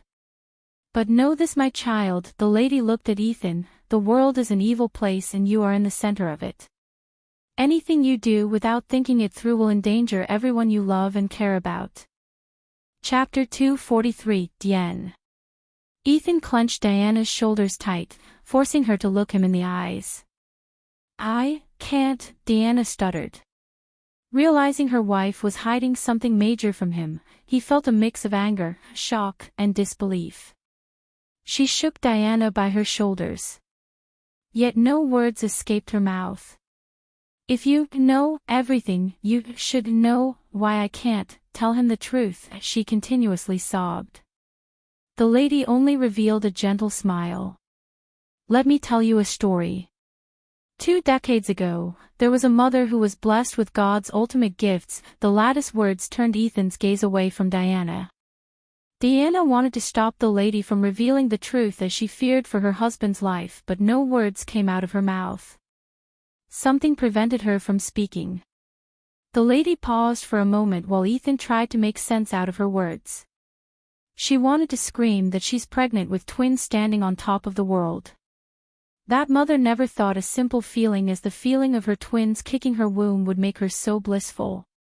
Becoming a mother to a beautiful angel was the proudest moment in her life. The mere thought of becoming a mother of twins made her the happiest woman in the world. Ethan listened to the oracle without uttering a word. Even when he was listening to the oracle, he never took his arms off of Diana's shoulders. The only thing she missed was her loving embrace of her husband. She was expecting her husband, but the one who came was a misguided mortal. Diana still struggled to stop the lady from revealing the truth. Except her entire body refused to move to her will. The misguided mortal showed the mother a vision, a glimpse of the future. What the mother saw shook her to the core. The mother refused to believe what she saw, but bad things happened to her family like the misguided mortal predicted. Death in the family, sudden storms, natural disasters, and many things brought nothing but death. They weren't enough to convince the mother her child is responsible for all the death until her husband almost lost his life. Just like the misguided mortal claimed, little by little, Ethan began to connect with the story. When her husband came home, she wanted to tell everything. However, a powerful organization of misguided mortals put a seal on her husband before taking her away, along with 2 of the woman's blood. The misguided mortals showed the woman more glimpses of the dark future awaiting the world and her family. The misguided mortals offered the woman 2 choices: give up her child or be killed along with her family as a punishment for bringing the darkness to the world. In the days following, the misguided mortals showed the woman the changes happening in the world. The woman didn't want to believe it, but everything seemed connected to her. The place she first made love before conceiving with the twins was destroyed by a meteor. The time she went to after she got pregnant was crumbled into pieces, and the one first told her she was pregnant died in a mysterious illness, and much more. Ethan didn't want to believe the woman in the oracle story is his wife. He refused to believe her as he wanted this to be just a story, nothing more. When the day of her delivery came, all the natural disasters occurred at once, killing thousands of people all around the world. The beautiful twins in her hands didn't make her happier as she expected. Instead, she was afraid. Even after everything, the woman begged the misguided humans to let her raise the child to be someone else, but the misguided mortals had already started the prophecy they wanted to stop. They forced the mother to make the ultimate sacrifice, leaving her child at an altar in the forest she gave birth to. The tears she shed leaving her child was the final ingredient they needed to start the ritual. Regardless of her body's stiffness, her eyes continued to pour out tears. The anger and sadness Diana felt when the lady paused talking couldn't be described by words. Just as Ethan was about to ask Diana about the oracle's words, his right hand glowed. No! Diana broke the invincible force that prevented her from stopping and speaking. She screamed, yet the voice was muffled by the lady. Ethan felt excruciating pain as his body began to tremble. Save him, the words barely escaped Diana's mouth. The Sky Hall placed a seal in Ethan's body which would activate if he was to know about the existence of his other son or what his wife went through the night she gave birth to Noah. It was a powerful seal that had its own consciousness. The oracle's words made Ethan suspect that he has another son, and it triggered the seal. Suddenly the lady opened her mouth, pointing her finger at the golden glowing on Ethan's right hand. Another light appeared out of the lattice hand as the light shot out at Ethan's hand. The moment the 2 lights clashed, the excruciating pain he felt instantly disappeared. Ethan! Diana screamed. She hugged Ethan using all of her strength. Dien, was it you? Embracing his wife as tight as he could, he asked. His mind believed that the mother in the oracle story was his wife because it was obvious after seeing Diana's reaction and what just happened, yet his dumb heart was refusing to believe it. He promised himself that he would protect his family no matter the cost, but now, he felt like he miserably failed to keep his family safe. Yes, Ethan's mind went black, getting hit by the truth. In a blink of an eye, the swords he left at one of the benches trembled before soaring through the air to him. His eyes turned blood red as the killing intent radiated from him, sent a chill running through Diana's spine. The lady spoke, This time her voice was gentle and calm, unlike before. The killing intent and the anger within Ethan quickly disappeared. Both of their emotions were also calmed by the lattice words. Ethan released Diana from his hug, turning his gaze again at the oracle. Where is my son? What ritual? The first question was asked by Ethan while Diana asked the latter. The misguided mortals believed the child's soul contained unimaginable power. They wanted to take it for themselves. To do that, they had to strip away the child's soul. Diana almost collapsed to the ground. Her body uncontrollably shivered while she felt an excruciating pain in her heart. However, the ritual didn't go as they planned and the child's soul was split into two pieces. One part of the soul ended up in a desolate place void of any energy while the other part of the soul remained in its body. My son, is he dead? For the first time in her life, she saw a trickle of tears roll out of Ethan's eyes. It showed her the pain he's feeling right now. That's the answer only the time could tell. The lady smiled, but Diana shook her head. I know my son is alive. I met him. Once again, Ethan was completely shocked by her words. Where is my son? Ethan shook Diana for answers. Where is our son, Dien? Where is he? The shaky voice reverberated through the garden. Ghost. Ghost is our son. Tears burst out of her eyes as she collapsed on Ethan's chest. There was no expression on the lattice face, she just calmly stared at them. How do you know? I don't care what anyone says, I know he's our son. His mother. For a few moments, only silence filled the garden. No one uttered a word. How are you going to prove it to him, my child? After a long pause, the lady asked, breaking their embrace. Ethan saw Diana struggling to answer the oracle's question. I don't know, but no matter what it takes, I will show him that he's my son. Proving and accepting are two different things, my child. The road ahead of you is filled with thorns. May the gods be with you, protecting from the corrupted ones. Just when Diana was about to ask for the lattice help against the sky hall, she turned into a golden light and disappeared into the sky, leaving them flabbergasted. Ethan could tell it was not teleportation or a spell, it was something else. Ethan and Diana never left the garden. The sun had fallen, yet they were still staring at the night sky without leaving the garden. Diana held his arms tightly. It took her a great effort to convince him not to do anything rash that would attract the Sky Hall's attention towards them. When Rowena was selected as the Holy Maiden of Sky Hall, Ethan felt extremely proud, but now, it felt like Rowena was kept as a prisoner in Sky Hall. Even if he's our son he is, Ethan, how are we gonna explain to him that we failed to protect him? It was me who failed to protect my son, I was too weak. After hearing the whole story from Diana, he didn't blame Diana or anyone else except Skyfall and himself for not being able to protect his family. Knowing that he could do nothing against the Skyfall, he felt so weak and helpless. When we were a happy family, our son grew up as an orphan. How many hardships would he have gone through? Why did this happen to us? How could our son be evil? Dark Lord. What does that even mean? Chapter 244. The sky was black tranquility married to the poetry of stars that filled the sky like pale corn into freshly turned ground. It was the softness that called the body and brain to rest and let the heart go to its steady rhythm. Night came as a reward of sorts, a restfulness above to calm anyone's soul, except it couldn't calm Ethan's. The more Ethan thought about everything, the more questions emerged in his mind. Eventually, he ended up with more questions than answers. Diana's heart bled looking at the tears running out of Ethan's eyes. No matter how hard he tried, he was unable to stop the tears from forming in his eyes. How am I gonna protect House Winston when I couldn't even protect my wife and son? It'll be alright, Ethan. No, it won't be, Diana. You were right, we cannot go to war with Sky Hall, at least not with our current strength. It took an immense amount of effort for Ethan to sit still, controlling his killing intent towards Sky Hall. Every single fiber in his body wanted him to fly to Sky Hall and kill the ones responsible for what happened to his family.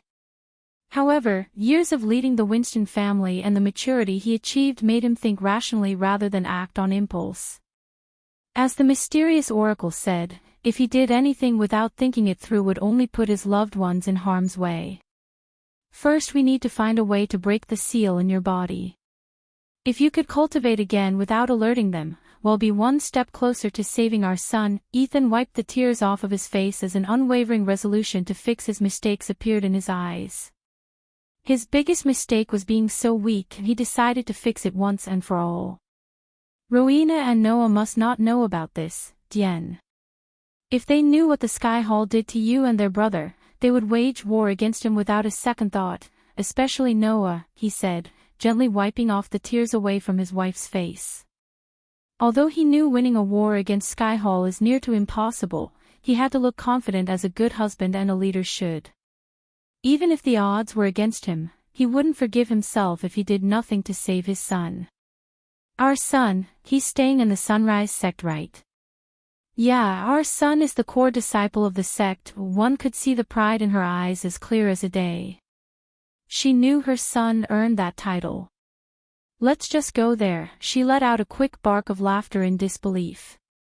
As much as she loved to see her son again, she didn't want to alert the Sky Hall, which might be watching her every move. We can form an alliance with the sect. The least we can do for our son is make his life better and keep anyone from harming him. What do you say, Dien?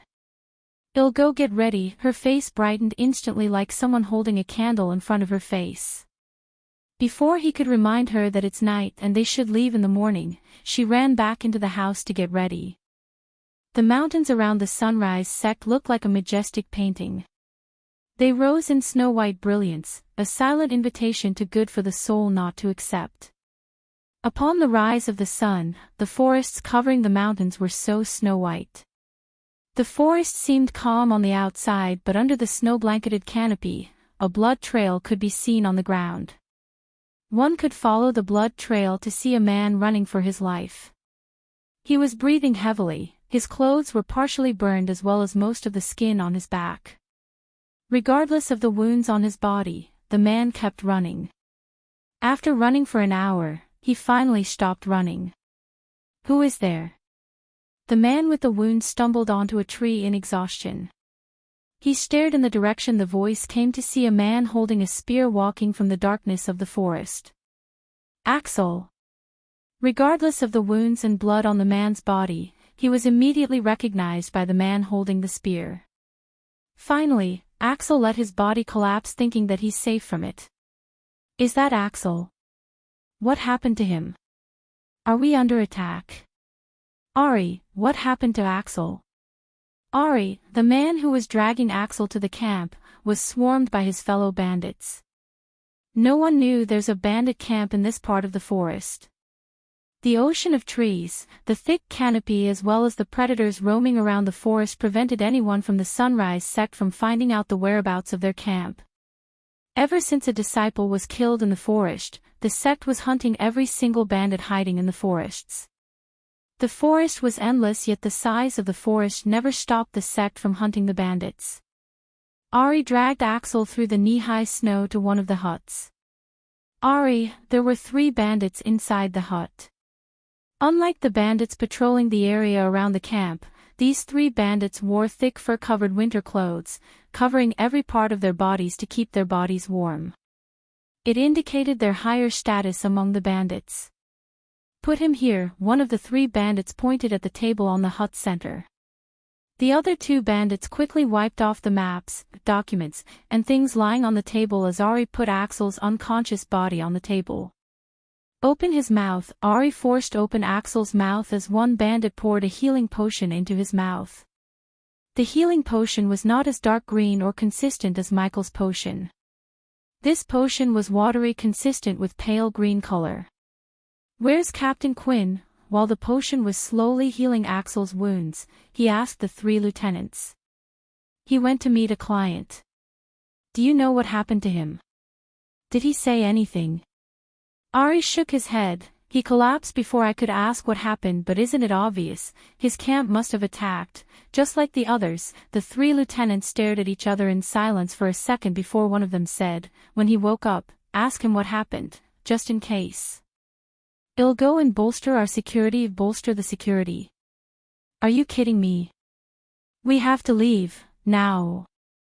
The more camps they lost, the more tension rose among the bandits. Many started to rebel against the lieutenants while some even fled the kingdom fearing for their lives. This camp was one of the few last camps remaining around the forests of the Sunrise sect. The only reason many bandits were still sticking around was Captain Quinn's promise to them. He said he would take them to the main camp in the forests of the royal land, yet they were waiting to move for 2 months. Calm down, Ari. We can't be sure of what happened to him. Captain Quinn already sent a team to hunt it down. I'd bet they already killed it. He did? Yes. You know Captain Quinn, he would always put his men first before the bounty. Just when Eris' anger was somewhat calmed down by the lieutenant's words, a thunderous roar echoed through the forest. Eris' body became rigid as he felt a cold chill in his spine. He dropped the spear in his hand, losing all the courage in his heart. The lieutenant seemed no worse than him. He was shivering and mumbling something under his breath. The fear of death overwhelmed their senses. Soon the silent forest became chaotic. Ari could hear the screams of agony outside the camp. No. I can't die, Ari mumbled in fear. At this moment, there was nothing more important to him than his own life. Therefore, he decided to escape, only to get stopped by the 2 lieutenants in the hut. You can't leave. Go fight that thing, it's an order. Fuck off. Ari shoved them away forcefully. Ari was stupid enough to stick around even after the sect started to hunt them down like prey, but he was not stupid enough to obey a suicidal order. He ran as fast as he could to the outside. The moment he stepped outside of the hut, his heart stopped looking at the embodiment of the death and carnage itself, Nightmare, the dragon of Sunrise sect. The camp huts and trees around the camp were reduced into nothing but charcoal. The waves of heat from the dragon fire melted the many bandits' skin off. The dragon before Ari was huge with shiny crimson scales and 2 horns protruded out of its head. Where is Quinn? His bladder betrayed him when he heard the dragon speak. Yet the wetness around his crotch instantly disappeared due to the heat coming from the fire around him. A crimson-red fire that had a mix of violet streamed out of the dragon's mouth, turning the bandits trying to escape into ashes. At the moment, only the lieutenant's camp was not on fire. Ari wanted to run before the dragon's gaze could fall upon him, yet his body refused to move. He stood still in overwhelming fear. Everyone he knew is dead, burned alive. Their screams filled with agony now replaced by the sound of fire cracking the woods. The moment the dragon's red eyes fell on him, he screamed as loud as he could unconsciously. The last thing Ari saw before everything turned black was the dragon's gigantic claws approaching him. How could Michael be the Dark Lord without some awesome Dark Lord powers? Let's be patient, my dear readers, your wait will be worth it. And expect one more oracle, and that's it for oracles and future glimpses. Chapter 245 Nightmare ripped open the last remaining hut with his razor-sharp claws. Although Nightmare wasn't as tall as a full-grown dragon, he did stand nearly 9 feet tall. Oh my god. No, the 2 lieutenants stumbled backward in fear. Nightmare moved his head closer to the 2 lieutenants, the hot smoke coming out of his nostrils brushed past the 2 lieutenants. Like many other bandits, they peed themselves. They never thought they would see a dragon this much closer. The fire reflecting on its crimson-red scales made him more terrifying. Let's go for a ride. Nightmare's rage-filled growl almost made the 2 lieutenants faint. He swept the 2 bandits off the ground before flapping his red wings to take off. The wings sent a shock wave that was powerful enough to put out the fire around him. Nightmare flew higher and higher into the sky. Realizing how high they are in the sky, they stop struggling under Nightmare's clutch. If they were to be put down by the dragon, they couldn't even imagine the output. Where are you taking us? Nightmare didn't answer as he continued to soar through the sky. After flying for another 10 minutes, Nightmare started to descend. The bandits expected the dragon to bring them to the sect, except the dragon brought them to the middle of the forest. Although they were flying for only 10 minutes, they crossed several kilometers. Everywhere the bandits turned, there was nothing but trees. The thick canopy barely let the light through, hence their surroundings were dark and gloomier. The moment Nightmare released them, their instincts to escape kicked in as they tried to crawl away. However, an invisible force prevented them from moving any further. Soon, the force lifted them up in the air. The bandits hovered in the air while Nightmare began to interrogate them. Tell me where Quinn is and he'll grant you a quick, painless death, or he'll slowly roast you too like chicken and eat you. Nightmare's body began to glow more and more, indicating the dragon's flame forming inside his body. He's in Royal Land, meeting someone. That's all we know. Nightmare was slightly taken aback by surprise. He never expected the two lieutenants to break so easily. The bandits he interrogated before either tried to fight him and died or never answered him until Nightmare roasted them alive. Ever since Jack was found dead, he was hunting the bandits day and night. He blamed himself for not being there when Jack was murdered. The guilt drove Nightmare crazy. After decimating many bandits' camps in the forest around the sect, Nightmare finally found the leader of these bandits, Quinn. Considering they had no leads whatsoever in the murder of Jack, Nightmare targeted the bandit leader who's responsible for all the bandit camps around the sect. He wanted to find the murderer before Gaia comes back. Jack was an annoying little brother to her. The whole sect was afraid of telling Gaia about Jack's death. Including Nightmare, everyone knew she would go berserk. His death affected the entire sect more than anyone would imagine. Jack was one of the disciples who never left the sect even when the sect was on the verge of closing.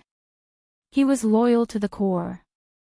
Nightmare stared at the two bandits for a few seconds. The look in their eyes told Nightmare that they weren't lying. Please, let us go. Please, the bandits begged Nightmare to let them go. If it was before Jack's murder, Nightmare would have found some mercy in his heart, but after he saw Jack's body, he felt no mercy for kings like bandits. The more he grew, the more he understood the meaning of Ghost and Gaia's words. They always told him to be ruthless and unforgiving. After Jack's death, he realized why. There was someone in this world who was ruthless enough to kill a kind, loving person like Jack in cold blood, so he knew what this world would do to people like Ghost, Gaia, and him. No, Nightmare sent a puff of hot breath towards the flowing pirates. The bandits tried to wiggle, but the hot breath melted them in a blink of an eye. Even their bones falling onto the ground were partially melted by Nightmare's breath. He felt no pity for the bandits. As far as he was concerned, the sect would be safer with fewer or no bandits in the forests. With another flap, he took off into the sky. It was time for him to return to the sect. Except for a few black clouds of smoke coming out from the forests, the mountains of the Sunrise sect looked calm and beautiful. Have we reached the sect yet, Felix? Diana was sitting on seat edge of the carriage with Ethan by her side. We will soon, my lady, the old man driving the carriage said with a chuckle. This was the 10th time she had asked the question. After asking the old man, she opened the window to see the view outside. What she saw outside mesmerized her and Ethan. The last days of winter always had a calming beauty to them. The roads were previously blanketed by snow, but now, there were more puddles along the road than snowbanks. The little sprouts coming out of the snow-covered trees seemed like little babies waving at them. The sound of birds chirping sounded louder than the wheels of the carriage itself. Perhaps charming was the name to the effect the birds provided for them.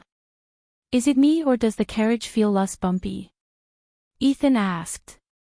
Even when he was traveling in Penn Town, the carriage would be bumpier, but after they entered River Town, the ride was extremely comfortable and smoother.